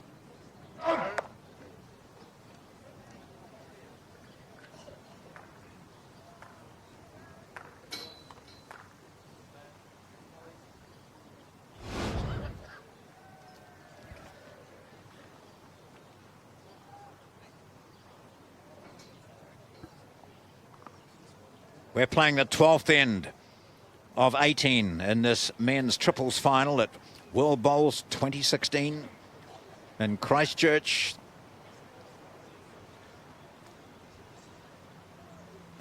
Skip didn't need to shift that at all. Good throw of the jack. A lot of bowls, World Bowls caps being worn around here. There's the website, you can see World Bowls 216. pick up all the information you need on that. This coverage is being delivered live in Australia through Fox, and also live streaming to our international audience. And it mightn't be the best time of day for those of you in England watching this, but we know that you'll be enjoying this as your team is really in a tense battle with Australia in the men's triple.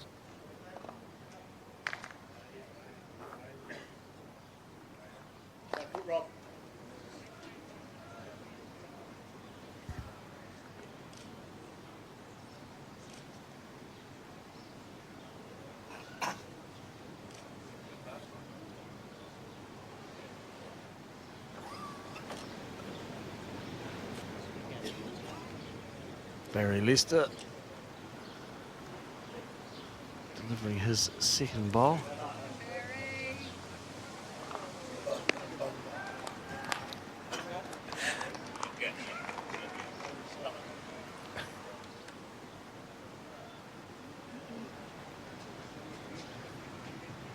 Second ball from Jamie Walker.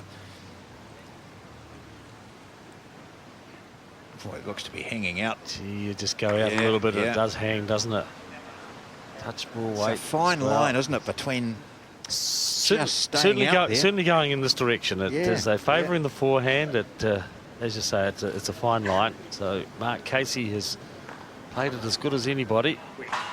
So not this time, no. He's just stormed off. You see him up the top there. He walked away and said, "I don't like this." Well, you can see why. Sorry, mate. Crossing the centre line very early, and it's going a long way through.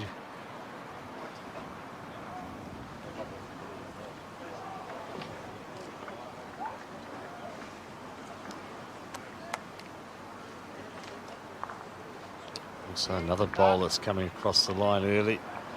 Has better weight than what Casey had. Yes, this is what the players have to contend with. The breeze is starting to come up now, and as we said, it seems to swirl, particularly in this direction where the head is. So can the players handle it? As Mark Casey with his second looks to be heading towards the jack. Very good bowl. Beat your own, you win it. Australia possibly 2 shots. Playing at number 2 for England is Andy Napper. Nice line. You heard it clearly there, nice line, so it's certainly going to be down to his weight. See, when he's in the area, how far will it travel through? Too much.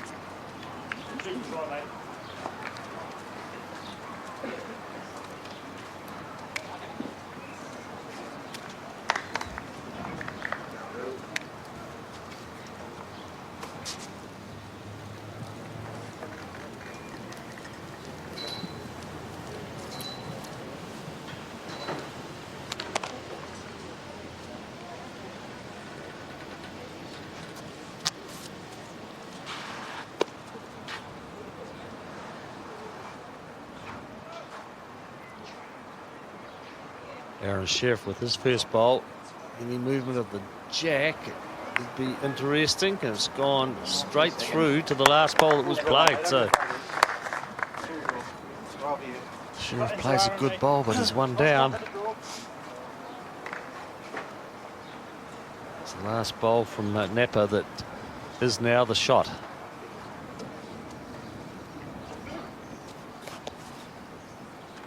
So much better feeling going to the mat as the skip when you're holding shot rather than looking to save. Your whole attitude changes here. He's playing that forehand as well. Yeah, pretty important also for England to get another bowl on the head here. Hold, Rob. Hold. Oh, hard luck. One in, one out. Oh, I think he'd be happy. He's got another bowl on the head because the 4-second shots were all Australian bowls, so they will have a look at what they can do now to remove this shot bowl. Look to be going straight on to Sheriff's bowl.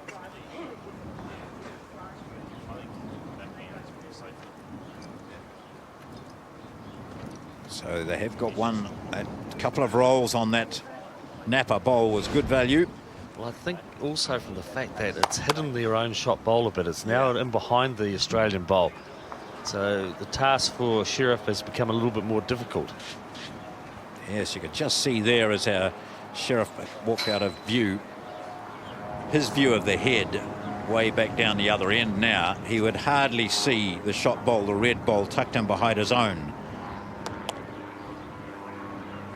So there you see the red bowl is the shot bowl.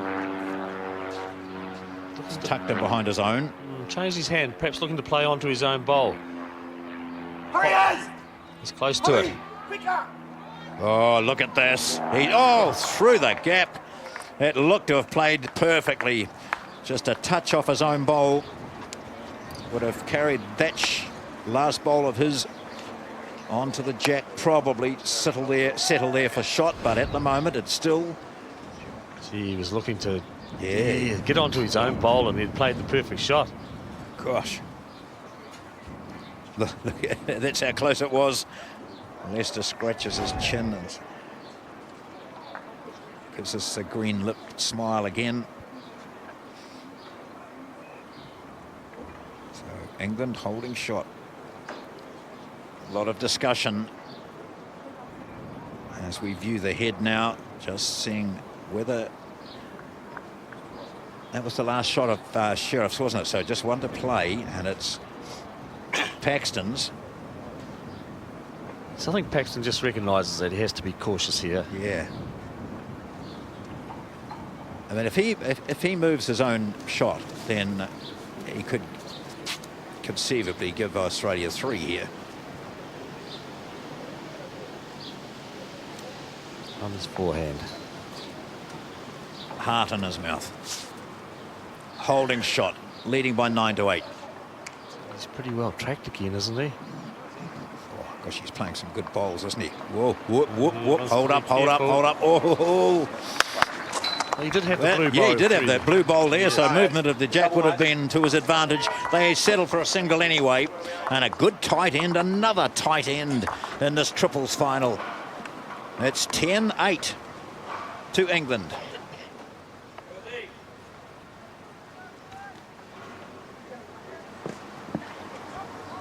So as we've been showing you shots of the crowd here, you'll notice that there's bowlers here from all over the world. There's a team from Zimbabwe and the US, Turkey, Spain, Philippines, of course, Norfolk Island always in the hunt. Malaysia, Kenya have got a team here, a bowler here, Isle of Man and Israel. Guernsey and Canada, of course, Brunei, China, Cook Islands, Japan, who featured in our results previously. The men's triples did very well.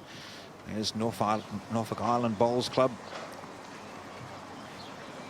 So they're one of those countries which constantly produce good results, particularly in their women's singles with Carmen Anderson, who's been around for a long time.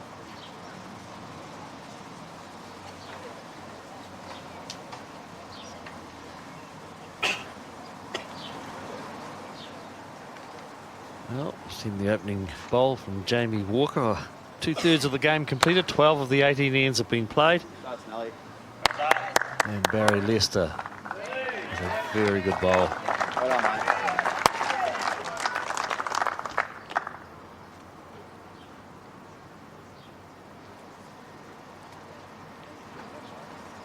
mate. Yes, you'd be a brave man to pick the winner of this game. And the odds this morning as they opened on the TAB had Australia at $1.85 and New Zealand $1.95. So England, yeah. sorry, England. Yes, yeah. Oh, I wished it was New Zealand. Yeah, that's right. I think England. New Zealand would have been going for a bit more. Yeah, it's interesting. Betting on the bowls, that's just adds a bit more interest to it for a lot of people. Come on, buddy. How many get, mate? Again, that's Leicester.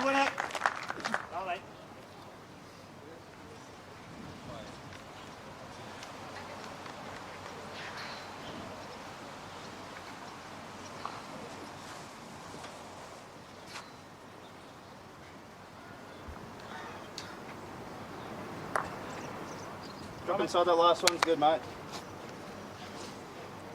10-8, 2 points in it, playing the 13th end.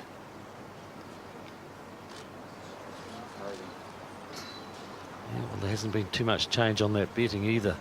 Australia now at $1.90, England at $1.80. So England have taken the favouritism just slightly. A chance there, coming back into it. That's 2 bowls short. Well, rest of this green one, is that the shot or Yes. not? You flop, it is. Come on, mate, get this.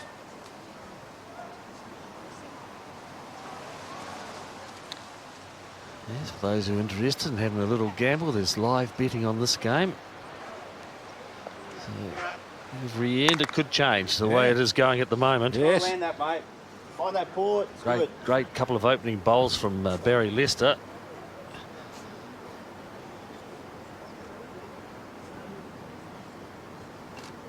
Well, England a little bit loose on this end. Good, buddy. Good shot, mate. Okay. Good, mate. Aaron Sheriff not unhappy about that bowl. He knows that one at the back there covering the tee is very important. Come on, mate. So Paxton, what can he do this time?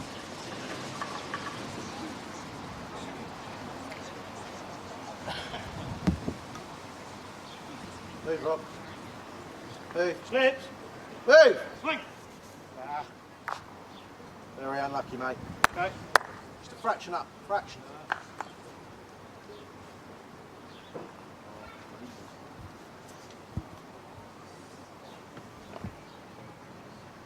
Well, Paxton, a little bit unfortunately, it turned another Cracking well, Ed.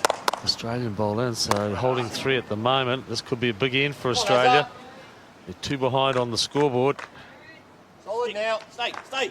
Yep, well played, buddy. And that's another one. Well, I think England certainly have to look at attacking. Through the front, mate. Reduce the count. It's going to be difficult to remove all 4 bowls, and so it's either a kill with the jack or removing some of the shots. So driving, I think he's missed it all. No, he got one of them out. Removed the last bowl of Aaron Sheriff, so it's definitely 3 to Australia at the moment.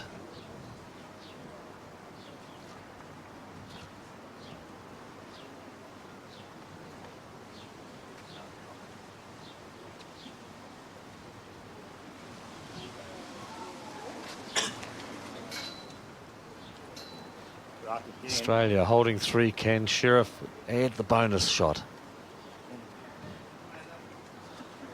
Looking at it, trying to work it home. I think they may have, just if it falls over, it's definitely in. And it does. It's a big end for Australia. They pick up a 4. Completion of the 13th end. It's Australia leading by 12 to 10. It's a big end for Australia. You see the 4 being signalled there.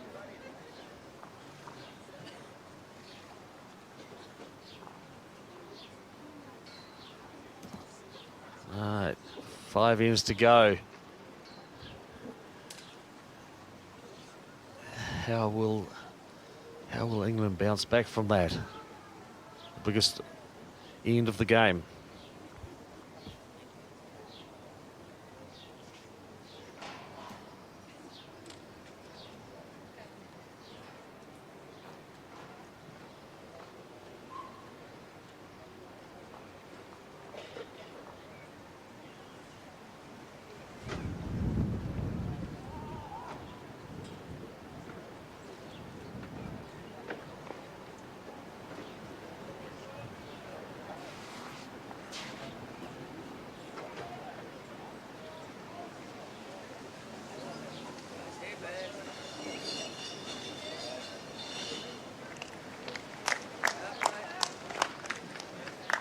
Opening bowl from Barry Lester.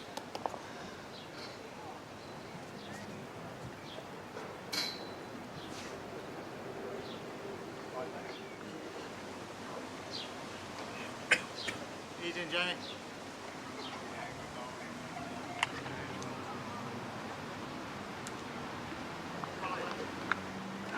Yes, the last end was a loose one from the opening members, the lead and the second for the English side.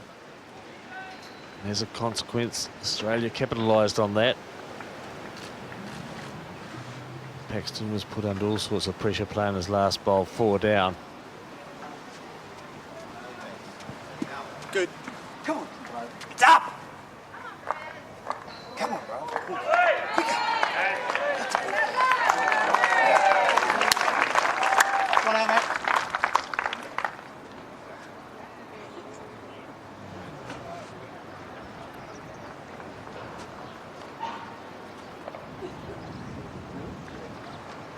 Down again, Jerry.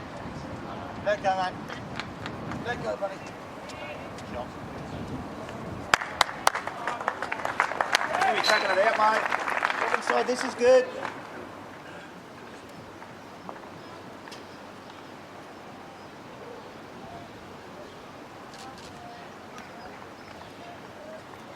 Out and about. Australia leading by 12 to 10. Big 4. Had a huge impact on the TAB as well. Australia have dropped to $1.47 and England out to $2.50. So Can you see I was done? I'll be going. Off which one? Pardon? Off the forearm. Yeah, can you see underneath the ball? Room to chip him off, mate. well, the indications there, calling for a drive at the shot bowl. See if you can chip it off. Perhaps. They're looking at it closely. Yeah! Oh, what a magnificent bowl. Played it well. It was a great shot from Andy Nepper.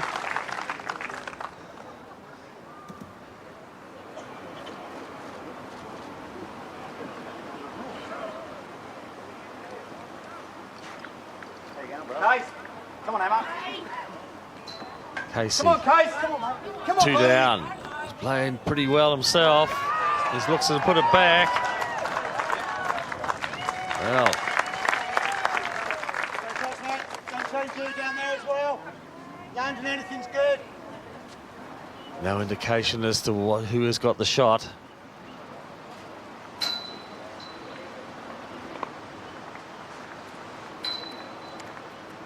Last ball Swing, man. for Nepper. Nah. Getting some encouragement from Stand his up. skip. Go! Oh, some great bowls. Some fantastic stuff is being played here in the men's final.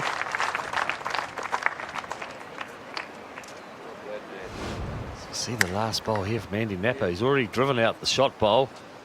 Casey put it back, and now with his last one, Napper's trailed the jack. Definitely got the one shot.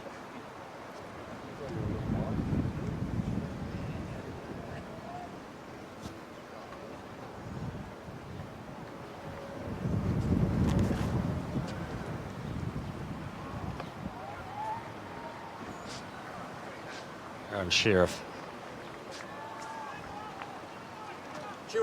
showing a lot of interest too, aren't they?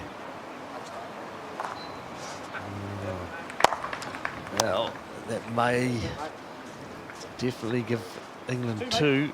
And I think the indication there is from Jamie Walker, who said 2 mates, so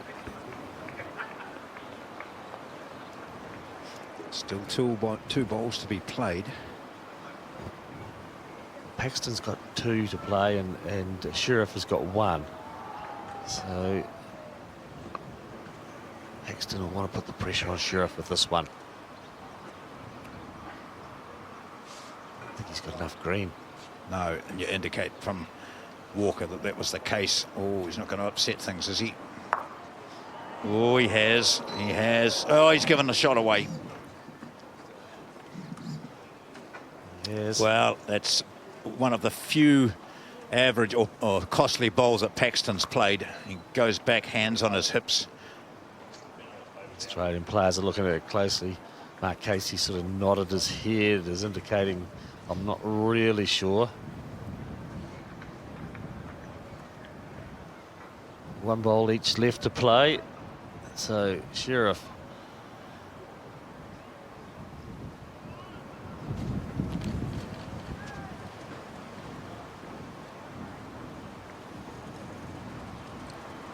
Move, Ez.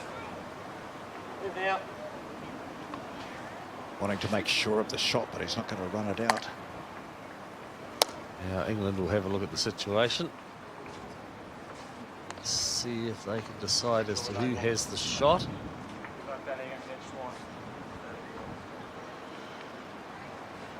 It's going to be difficult for us here if they can't decide down there. No, that's right. So they've all had a look. Jamie Walker had a look. The lead. Andy Napper's gone up. And now Robert Paxton, who's going to play the final bowl.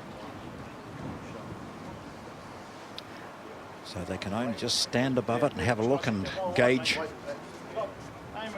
use their eyesight. So probably the best thing is just to draw the shot now.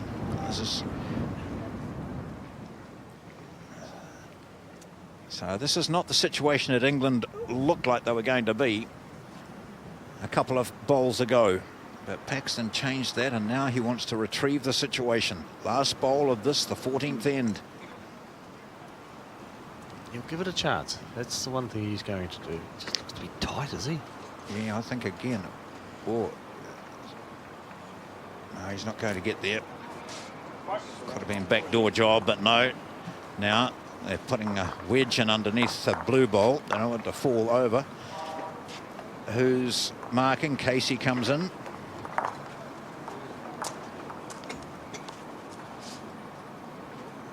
Casey marks. He should just about get a good view of this. I know his shoulder's obscuring it. Oh, he's given it to England. So England do get the shot. It was very tight. And shot to England. It's now 12-11. This remains a tight and tense final in the men's triples. This would be a little bit of relief for Paxton. Thought he'd given it away. He had two. However, retained one of them. With just 4 ends to play.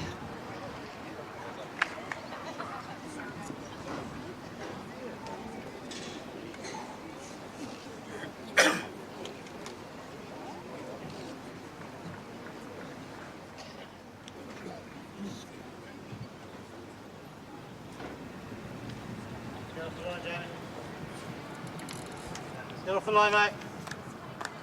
So Jamie Walker Yes. delivered the jack and his first bowl.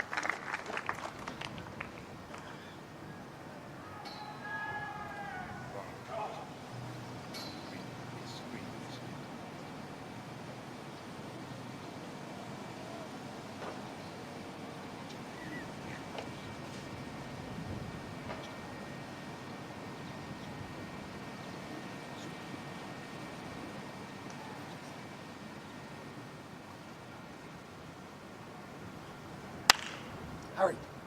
Hurry, Snelly. Come on, mate. Every step's a winner. Meter. This is a final in the true sense, isn't it? These two teams had such good records coming into it. They were the ideal finalists. They both expressed a lot of confidence in how they were playing and what their chances were, and giving due respect to the opposition. But look at it now, 12-11. Go, Johnny. Yes, certainly the performance has lived up to what is expected, and as you said, John, the performances by both these teams on the way through was quite outstanding, and it's certainly continued in this final.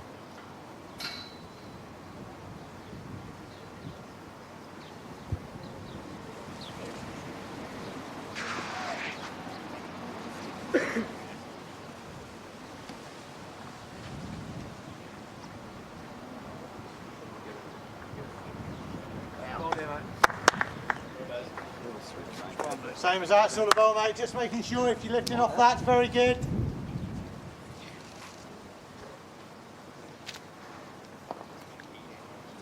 Run and touch. Pace is good, mate. Stay up. Get out. Run. Up, Nat. Needs to get past that bowl. Yeah, it's a pretty good bowl there. Andy Napper. England holding 3.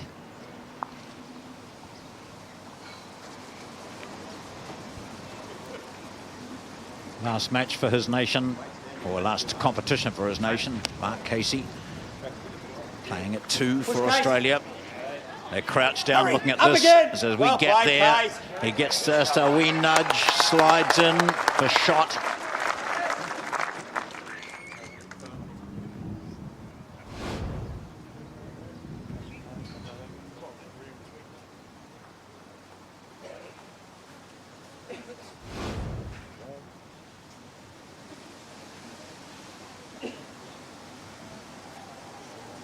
It's interesting. It's a real team, isn't it? Like Jamie Walker might just be the lead, but his influence He's is certainly quite telling. He's certainly having a contribution to what should be played and who has the shot, etc., and decision making on what is played. Get off the line, mate. Swing. Get off the line as much as you like now. And go. And go. And more. Help us, mate. Go again, mate. Get a roll. Oh, there we are. And if they were looking for a bowl nearest to the tee, they've got it. Casey quickly into his work and jogs after his second bowl, his last. Often when he stands back and waits, he thinks it's a good one. Oh, this one goes sliding through that gap.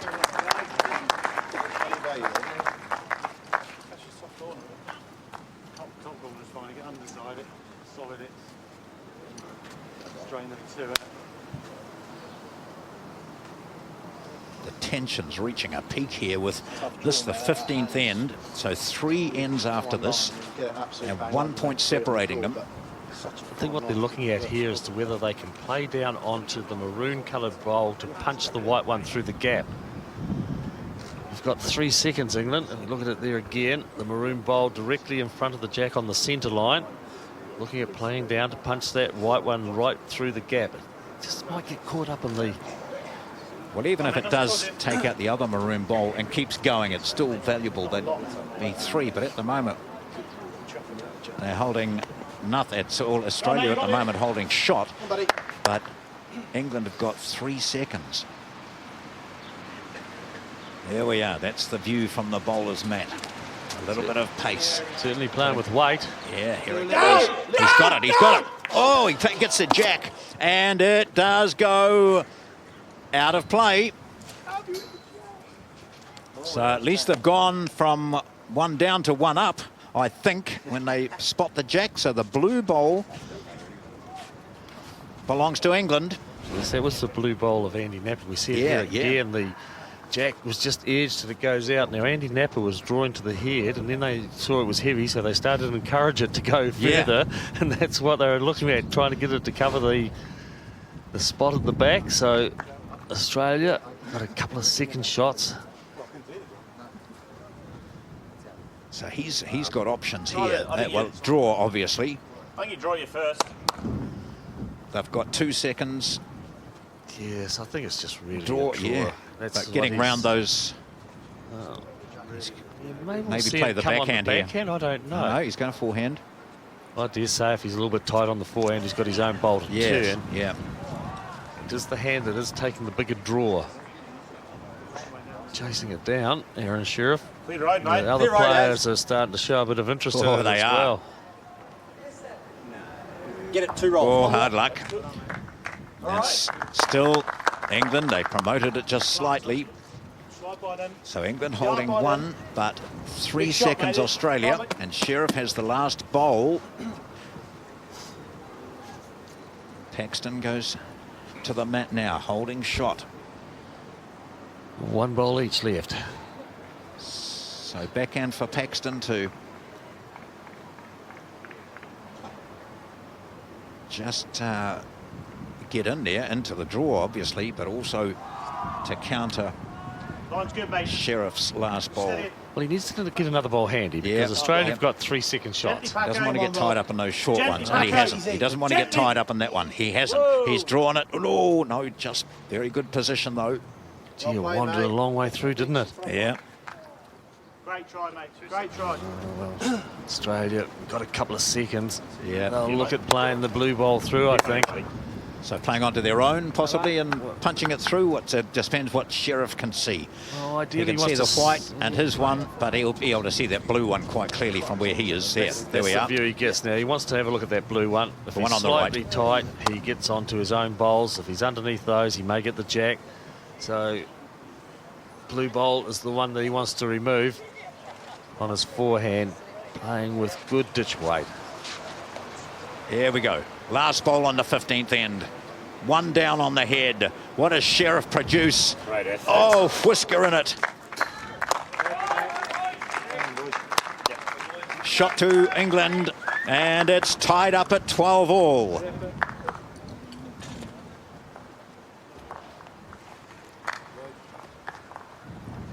All. One blue lollipop held up by Kate Bassett, who's been doing the job all throughout this men's triples final. And it is in the hands of Jamie Walker now. That's the jack being sent down. 16th end being played. 16th of 18. We'll have medal presentations after this for the previous final today, the women's 4, with the gold, silver and 2 bronze medals being presented.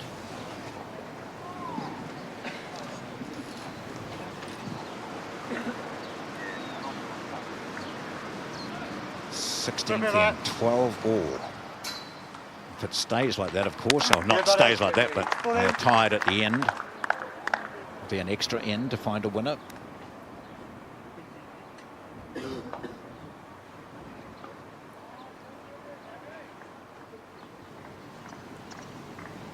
Walker continuing his consistency at lead.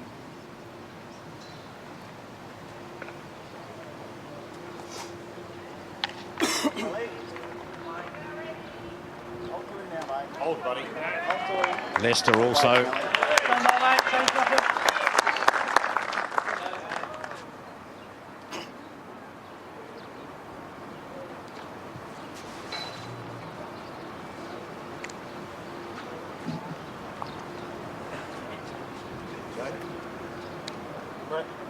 Walker. He likes it, doesn't he? Hand swing, mate. Hand swing. Shot. There you jack, mate. Yes, all 6 players have been steady throughout.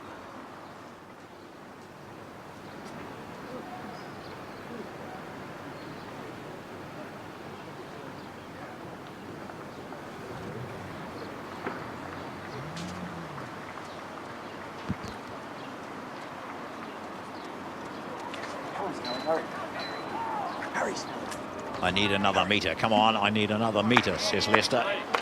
No, he doesn't. He needs nothing more. Look at this. It's one of New Zealand's famous voices of bowls over the years, Ian Birch. Ian Birch at the bowls. Naps. Go. Height, mate. What's the height? Hey, buddy. Start. Now, A lot of this is swing on going that to the hand, isn't end there? where they found it struggling. Yes. A struggle. Here's Ian, an outstanding devotee of bowls over the years. Former president of New Zealand Bowls, and chatting to him last night about his first ever results. He did for 1ZB in Auckland Well played, mate. back in the Great shot. 60s. Don't change it, buddy. He went on to do numerous reports and commentaries from national bowls and other major events around the country. Touch more pace.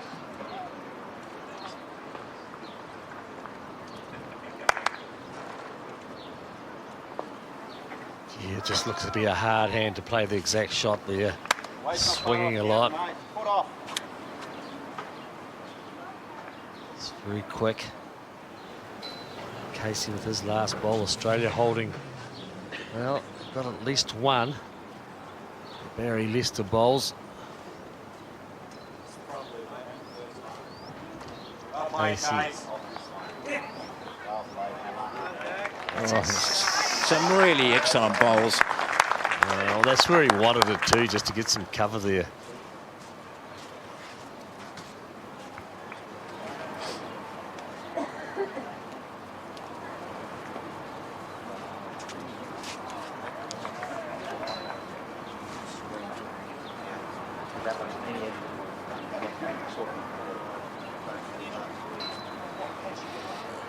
So Australia holding maybe what, 3 there, maybe 2 anyway. Yeah. Margin for error down that side. It's 12 all. We're playing the 16th. So 2 ends to play after this, and it's 12 all. The 2 skips have yet to play their 2 bowls. A lot of discussion amongst the English team here, and I think they're asking Paxton to attack. Definitely 1 down, and he is on the drive. One then, mate. Boys, he's rattled it up, and the result has gone their way. England now holding a couple, 1 at least. A blue ball closest to the jack is the shot, obviously. There's more to come, of course. The result of that was just amazing. Jack didn't move much at all, just moved sideways. So definitely the 1 shot to England, possibly 2.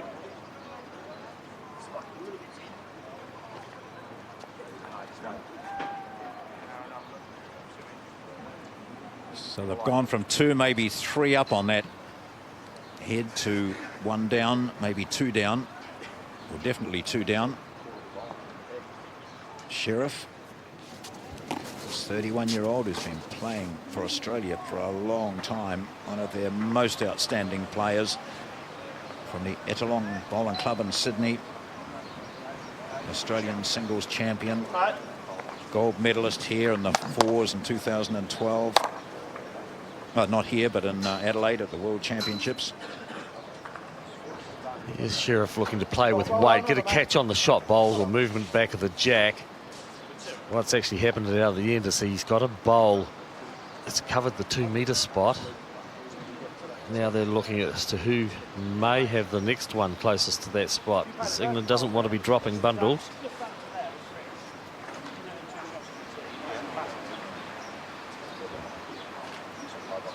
So you can see the closest. Here we go. Now, where is it? Where's the tee? Way down here. So Sheriff bowl. Yeah. So the tee there. So Sheriff's last bowl is closest to that, the tee, if the jack is respotted. Now that will put doubt in the mind of Paxton, and do they just cover that?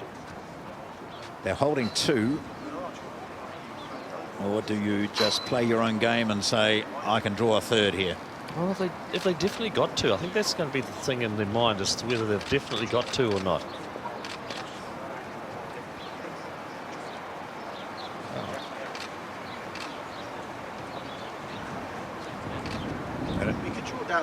Looks like 2 there, but we just can't tell exactly. But I'll be saying 2. And you know how good my eye is, Terry. You've always been a good judge. Yeah. Not always of bowls. The man who's come into discussion here is John Bell. As we mentioned, he's won a couple of 4s world titles for England. Here we are.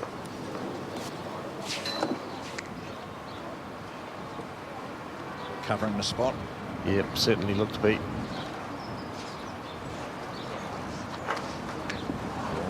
Oh, ditch. Well, a lot of time to think about it. Yeah, mate. Yep. So that will give Sheriff a spring in his step. Yeah, I think he'll look at driving the 2 bowls. Well, he's got that. He's got the spot covered. Yeah. Removes the 2 bowls and doesn't touch any of his own. He's got a couple of shots. Remove one of the bowls, he reduces the count.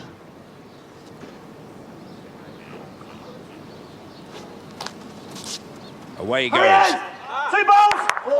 One takes 1 out. I think they knew they were 2 down. It is just 1. He's taken 1 out, and England get the 1 shot.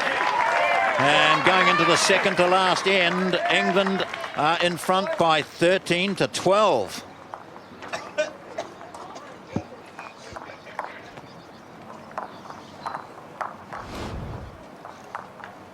It wasn't far off taking both. women's fours gold medalists sitting there watching this anxiously. Jack goes down again. England have the mat. So England scored first at 2-0. They were after the first end. They didn't get the lead again until the 10th when they picked up a 3 and it went to 9-6. They went to 10-8 and then that 4 on the 13th for Australia gave them the lead, which they hold for 3 ends. And now after 16, we're playing the 17th of 18 ends. It's 13-12. It's been close, it's been tense, and it remains that way.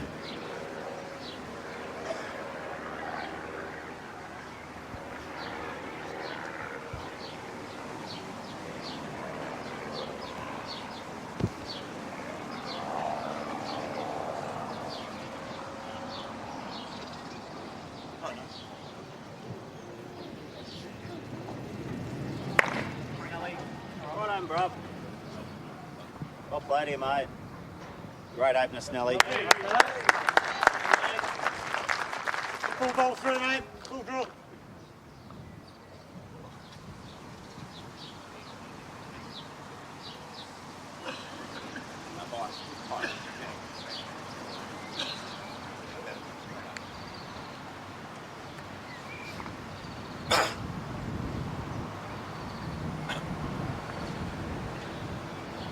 What you got now, mate? And again.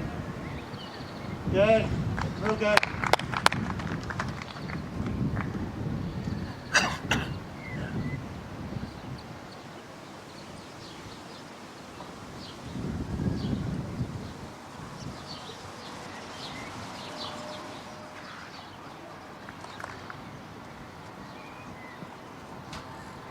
Hurry. Hurry. Come on, mate, a little more. Down. Down. There you go, mate. Just over a length, working up to it.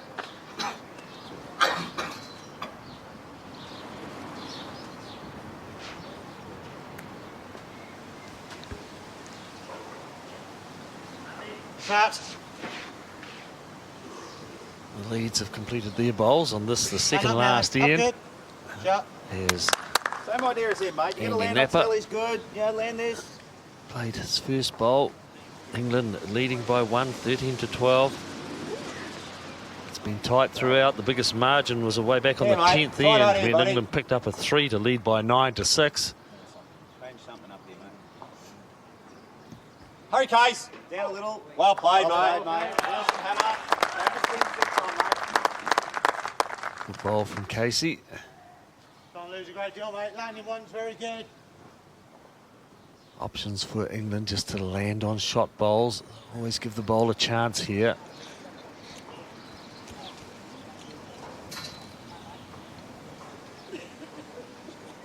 Chasing it down, looking at it intently. Great. Ooh. And swing now. Shot.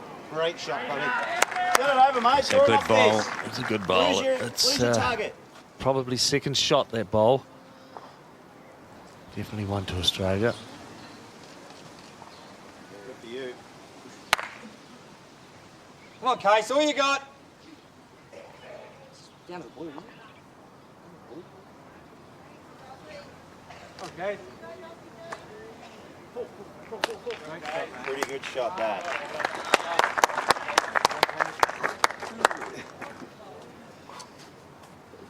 Well, players are having a close look as to which bowl is the second shot. Mine beat Barras.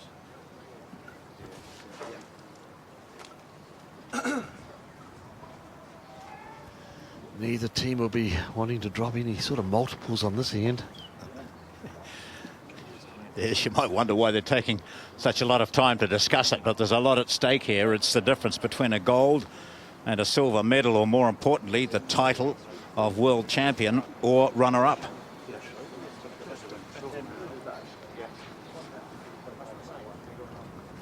A lot of discussion at the moment amongst the English side. Australia definitely holding the one shot. As you can see it there, the red disc. The arrow bowl, the green bowl. As Paxton returns to the mat.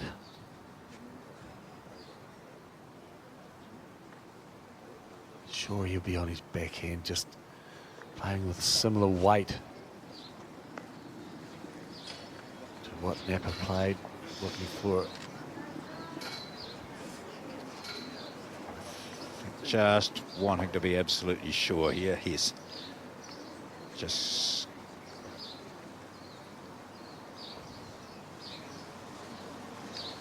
backhand. Australia holding one. Blame the first bit, mate. England one up on the board. Slips. Walker's getting excited. Steady to bend. Walker's got it. He says, I've got it. You've got it. You've done it. Great shot. Under pressure. Robert Paxton.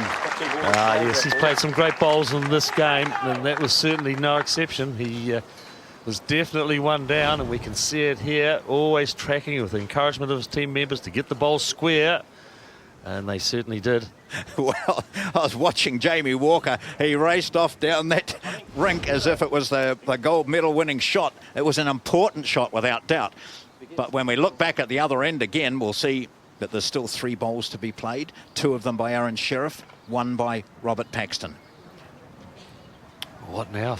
There they go. Sheriff. Now it's a chance for Australia to take that time. The 3 of them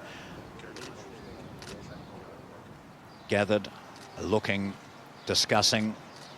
Sheriff is the man with the responsibility. Nothing seems to faze him. Well, he's just got to do the same. He can either do the same, or will he look at driving the shot bowl? That's what I'm wondering. Same. Sit the shot bowl. Oh no. Well, he's having a go. Here it is. Sheriff misses with his first, but he has another. And now conflab time again. Well, definitely one to England, and we can see the green bowl there, which is sitting right on the tee. Now that's going to be so important if this jack is killed, but I'm struggling to see if the jack's killed and that bowl is not affected in any way. Yeah. It's bound to be some following through of the driving bowl. For Bowls England, the family and support team that's here. It's a tense time. People standing rather than sitting, feeling as if they're playing the shots. The same for Australia.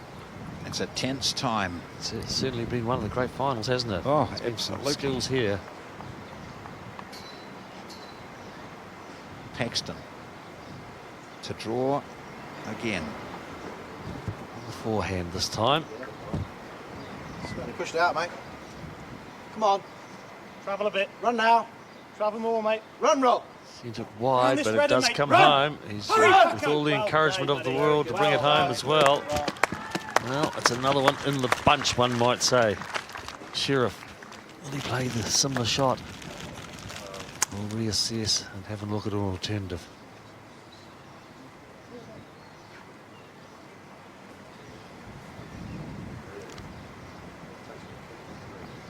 All 3 players are having a conversation.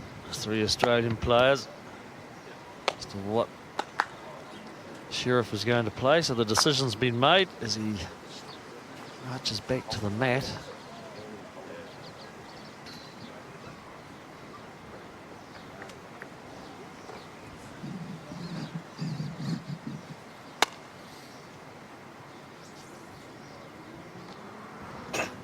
Looks to be going to play a similar shot. Reduce the weight. Reduce the weight. So having a look at getting the sit on the shot bowl. He's studying it. He stopped and studying it. Might be underneath, and it is. So it's 1 to England. They pick up the 4 singles in a row. They were 12-10 down and picked up 4 singles in a row to lead by 2 going into the last end. It's 14-12 to England. Well, you wonder about bowls and how exciting it can get. And even if you're not a bowls fan, I think watching this, you understand that this is a contest between the 2 best teams in the world here in Christchurch. And they are under just the same pressure as any other sports people in any other sport. 14-12, last end.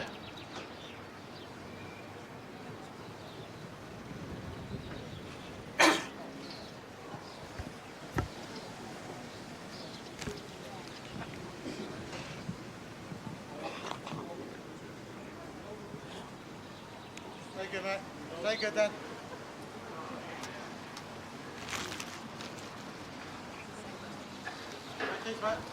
Well, England have thrown a full-length jack right to the 2 metre mark. The mat is probably 5 or 6 metres up the green. So the first bowl from England, Jamie Walker, sits right at the back of the rink on the edge of the ditch. Australia need to pick up 2. 6 bowls to do it with. That's 2 to produce an extra end. Any swing would be good.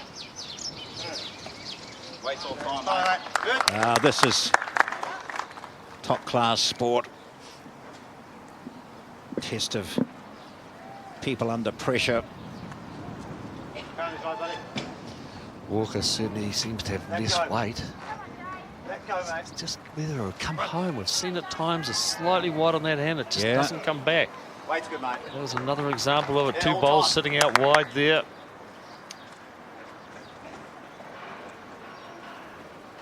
Then Leicester might just take a fraction off his green, and it's just as likely to slide across the centre line early.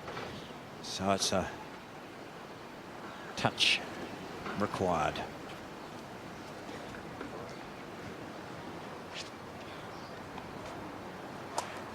Now, He's out that wider line yeah, again. yeah, and again it stays out. Well, here's an example of it. Let's have one of your best, buddy. The thing being is that he's got 2 shots, but Yeah. gee, the way Napper and Paxton have been playing. So Napper places his right foot right to the edge of the mat when he delivers. So that's a finer line if he's got the weight. Oh, he's got the weight. He's certainly inside the last 2 bowls.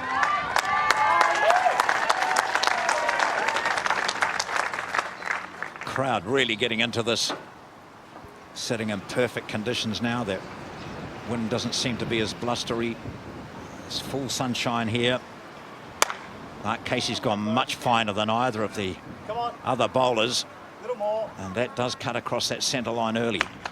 There you go, mate. So Just another tighter man, mate. line, but just slightly too tight. Yes, well, we haven't actually seen the jack here with the mat in this position. And players are just struggling to find the line. Once again, Napper looks to be on the wider line. Yeah. Move! Hurry! It's all the turn at the end there, doesn't it? Run! Oh. Another foot away. So his job's complete. 3 bowls for Australia left, 2 for England. England lead by 2. Gee, Casey looks to be on a tighter line again, but he's probably better weighted. Studies it. How far through is he going to go? Fell over. Just shot. Enough. Great ball, Mark Casey. Well, Aaron Sheriff will be pleased to see that bowl. He knows that he can go back. Hopefully Paxton falls over, he thinks, and I can draw another couple and win the game. Simple. I don't expect Paxton to fall over at all. No, I think if we have a look at their faces at some stage, you'll see they both look really calm. Sheriff always does. Nothing changes much with Sheriff, no matter what's happening internally. This is a good line here. Is it going to come in? Or is it going to hang? It's hanging. See it hang here. Mark Casey was the only one that's got down the right line. So Sheriff can put the pressure on him now. Can he draw another shot? Put the pressure on Paxton. Gee, he looks to be pretty well pointed, doesn't he? Doesn't he? Depends on his weight. He can get inside those blue bowls. Oh, no, not yet. That's still 1 to Australia. 1 bowl left each. Paxton comes down. There's what he will look at. You see that white bowl of Casey's is the shot. It looks as though one of Napper's bowls, blue one, is second shot. That's the blue one just to the left of the jack. Even though the shadow's there, from the reaction of the Australians, they think that they haven't got second shot. Yes, I think Jamie Walker indicated that They were just the one down. Yeah. Before Paxton took the walk down there. So, moment.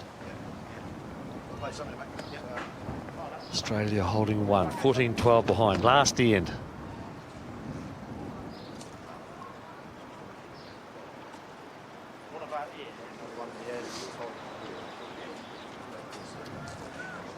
Two up on the board at 14-12. Is this Paxton's last bowl of this triples final at the World Championships? World Bowls 2016 in Christchurch. Well, he's certainly on a tighter line. I think he's too tight. This is what's happened here. Yeah. You get underneath the line and, gee, you head away. So Sheriff has an opportunity here. They're holding shot. He's got his first bowl just in front of the second shot. There's a chance for him to get 3 out of this. I'm sure they're looking at that option as well. Yeah. Playing onto his previous bowl, which may well knock out the second shot of England. If he stays, it's a 3 to Australia.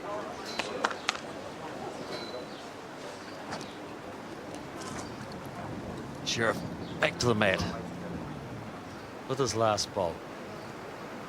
Looking to change his hand. This for gold or silver, Australia. Sheriff loves it. Didn't work. It didn't work.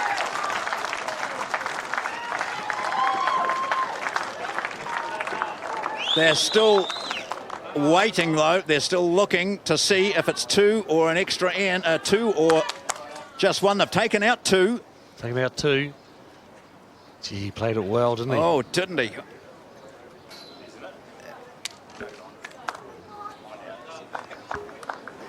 So here's the measure.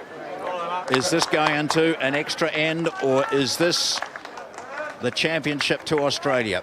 Sheriff is wandering back to the mat, and it's just the 2. Just the 2. We've got an extra end. 14 all. Well, gee, Sheriff gave it a fair crack at winning it on that end, didn't he? He played a magnificent bowl.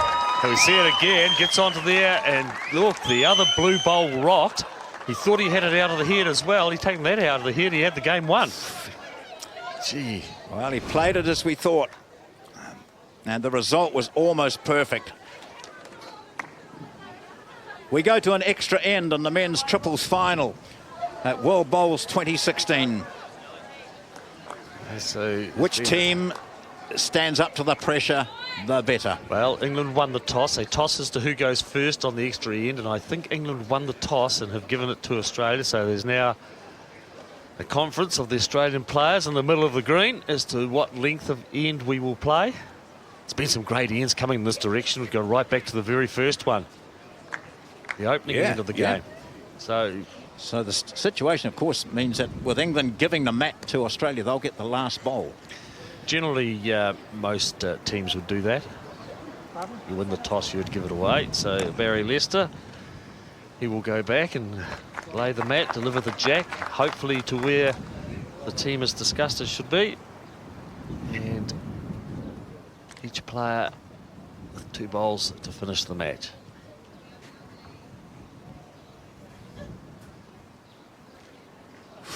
The crowd's gone quiet. They can understand how important this last end is. And what a great fight back there from Australia. Well, they were in front for a lot of the match. They were up by 12-11 after 14 ends. Then it was 12 all. And then England singles on the 16th and 17th to be 14-12.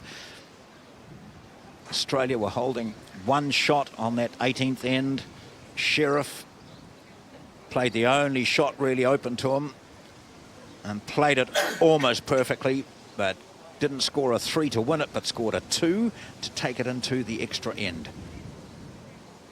Barry Lester. The lead contest has been wonderful. This 34-year-old from the Mulgrave Country Bowling Club in Melbourne sends his first one down. And as he does so, Aaron Sheriff walks up to greet it, holds his hand out, says just a wee bit more green maybe, little inch or two of weight. Oh, I'm happy with that. Pretty good opener. Pressure's on all players.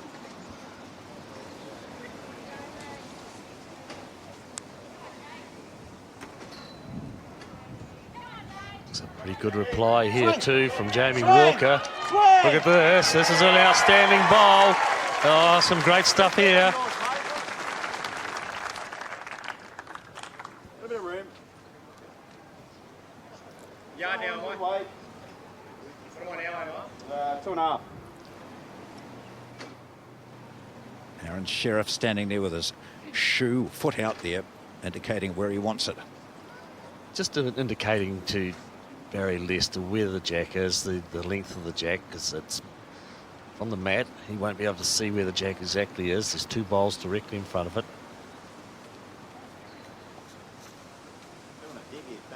Chasing it down too. Change it! Change it! Oh, yes, he was hoping that he might have got a little bit of a rub off the front bowl. Not necessarily to get the shot, but to get it removed off the face of the head, so as it opens it up if Sheriff has to drive. A lot of discussion now. England holding the 1 shot. They'll certainly want bowls past the jack now. They don't want to leave anything at the side that Australia can catch on to, so it's important now for England just to get something past.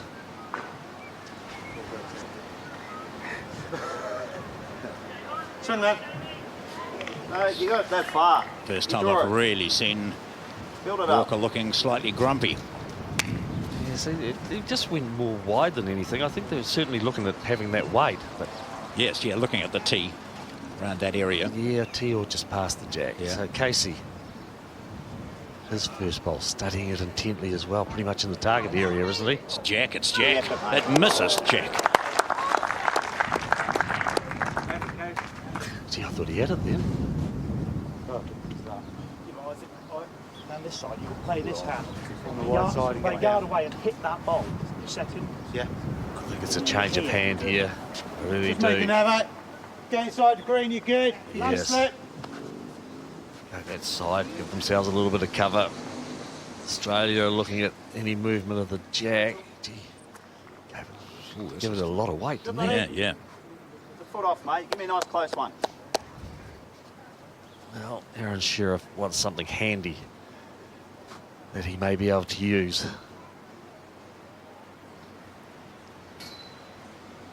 Well, Casey, if he plays the same bowl again, is quite capable of taking the jack back to his own. He's capable of drawing the shot, but I don't know if he's got enough weight. No. Stay on the centre. It's a disappointing bowl. Never really gave it a chance. He was asked to take that little bit of weight off so as he could have something handy. Now he's fallen well short. So standing on the mat, waiting for his teammates to arrive, is Andy Napper. Yeah, Napper's talking to the coach down the other end while Yeah. the lead and the skipper discussing the options.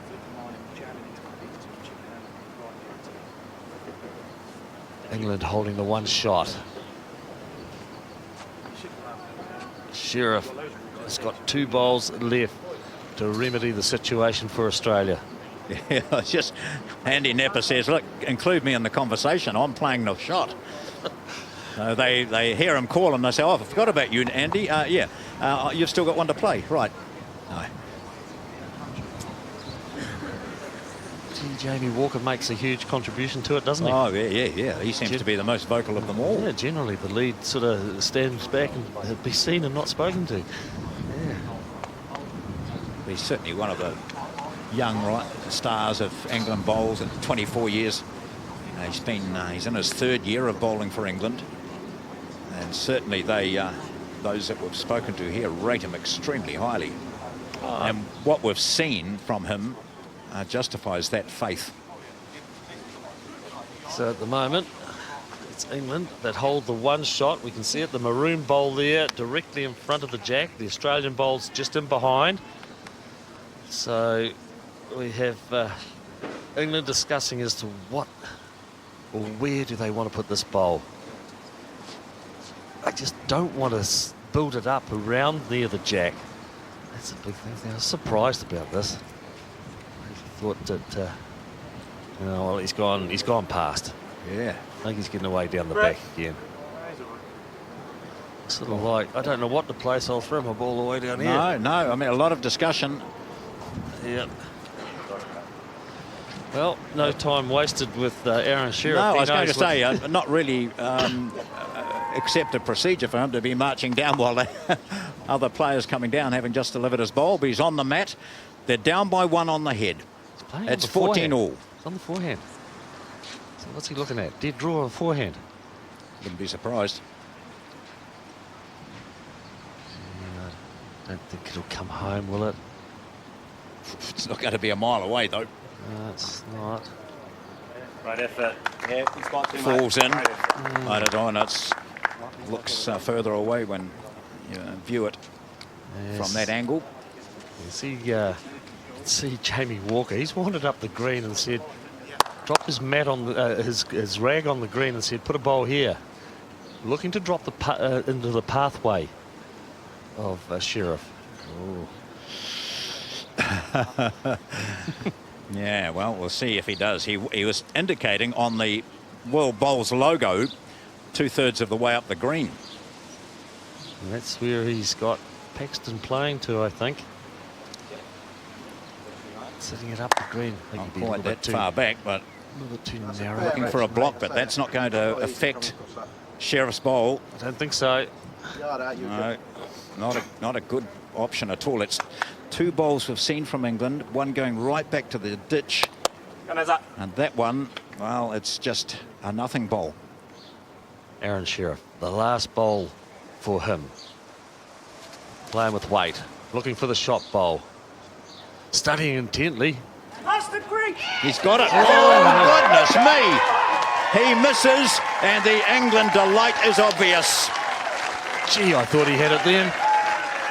Oh, I think he thought he had it as well. Casey was jumping. He thought Sheriff had got it, but Walker and Napa and Paxton saw that he hadn't, and this extra end final in the men's triples has gone the way of England, who win this for the first time since 1980. England 15, Australia 14, and one of the most riveting finals you could imagine. Yeah, it certainly was. It was a steady game right throughout from all 6 players, and they are quite emotional, the English team, particularly Jamie Walker, on winning this event. He played steady right throughout, but it was Paxton earlier on who played some magnificent recovery shots, and they had a spell in around about the 8th, 9th and 10th end where they scored 5 shots, and then on the 14th through to the 17th they scored single shots on all of those ends to go out to a 14-12 lead. But a magnificent bowl on the last end from Aaron Sheriff secured the draw for the extra end, and it was all right down to the last bowl played by Aaron Sheriff, who unfortunately slipped past the shot bowl to give the win to England. Well, quite a stunning final this was. Absolutely brilliant. And England skip doesn't get much chance to celebrate with his team because he's already joined Stephen McIver. Robert Paxton. Riveting, simply riveting final. The first time since 1980 England have won this particular discipline in bowls. You were confident from the start. You've done it. Yeah, so we've been playing well all week, really, and kept it in there. It was a great game for the players, the spectators and the TV. What was it like when we see Aaron Sheriff on that last bowl trying to, when you go into an extra end? To be fair, I wasn't keen from the mat end. I thought he had it. I mean, he was a fraction away. I mean, they play fantastic, and they'll be back in force for the fours next week and the singles with Aaron. This is your first World Championship as a team, and you're now world champions. Does that belie belief? Yeah, I mean, it's a great achievement. Obviously, you come here to do the best you can. Your first section to get out of the group, and then you go from there. And say it's just been a dream week so far. We were talking to John Bell, and he said these surfaces, these conditions are alien. Not so alien anymore, are they? No, I say the speed's not the problem. It's just the wind, really, because I mean we've got the indoor greens back home, similar pace, but it's just the windy conditions. But thankfully, this week we haven't been blessed with too much wind. Does World Men's Triples Champion sound nice? Doesn't sound too bad at all. Congratulations, go and enjoy. Thank you. Well, an unbelievable. And we saw some brilliant highlights today. Certainly so, and that was the end where England were 5 down, and Paxton He cut it back to 2 with his last bowl. He was outstanding in the early stages of this game, and there was the bowl that reduced the count for Australia to 2. He followed it up in the next end when, once again, Australia were up, and then it was Paxton who had the drive, driving out the bowl. Some magnificent bowls there from both the skips, and it was a 3 that was ultimately picked up as we carried on throughout the game. Sheriff was on target as well, killing the end. And it was respotted then to Australia picking up the 1 shot. And then again, they picked up another 2 as they moved forward. Steady bowls right throughout in this final match, and it was Aaron Sheriff who played a magnificent bowl to add to the count, and Australia picking up a 4 to go to a 12-10 lead, but Paxton wasn't to be outdone. He played a magnificent bowl to get the 1 shot.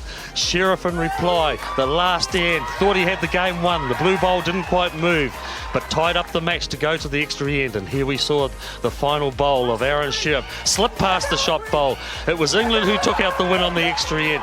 It was Paxton, Napper and Walker, the gold medal. What a way to finish day number 1 of the finals, with England winning their first ever men's triples final since 1980. And the women, of course, will pick up the silver for the 4s. Stick around with us, folks, because the medal presentation of the women's 4s and the men's triples is not too far away. Live from Burnside here in Christchurch.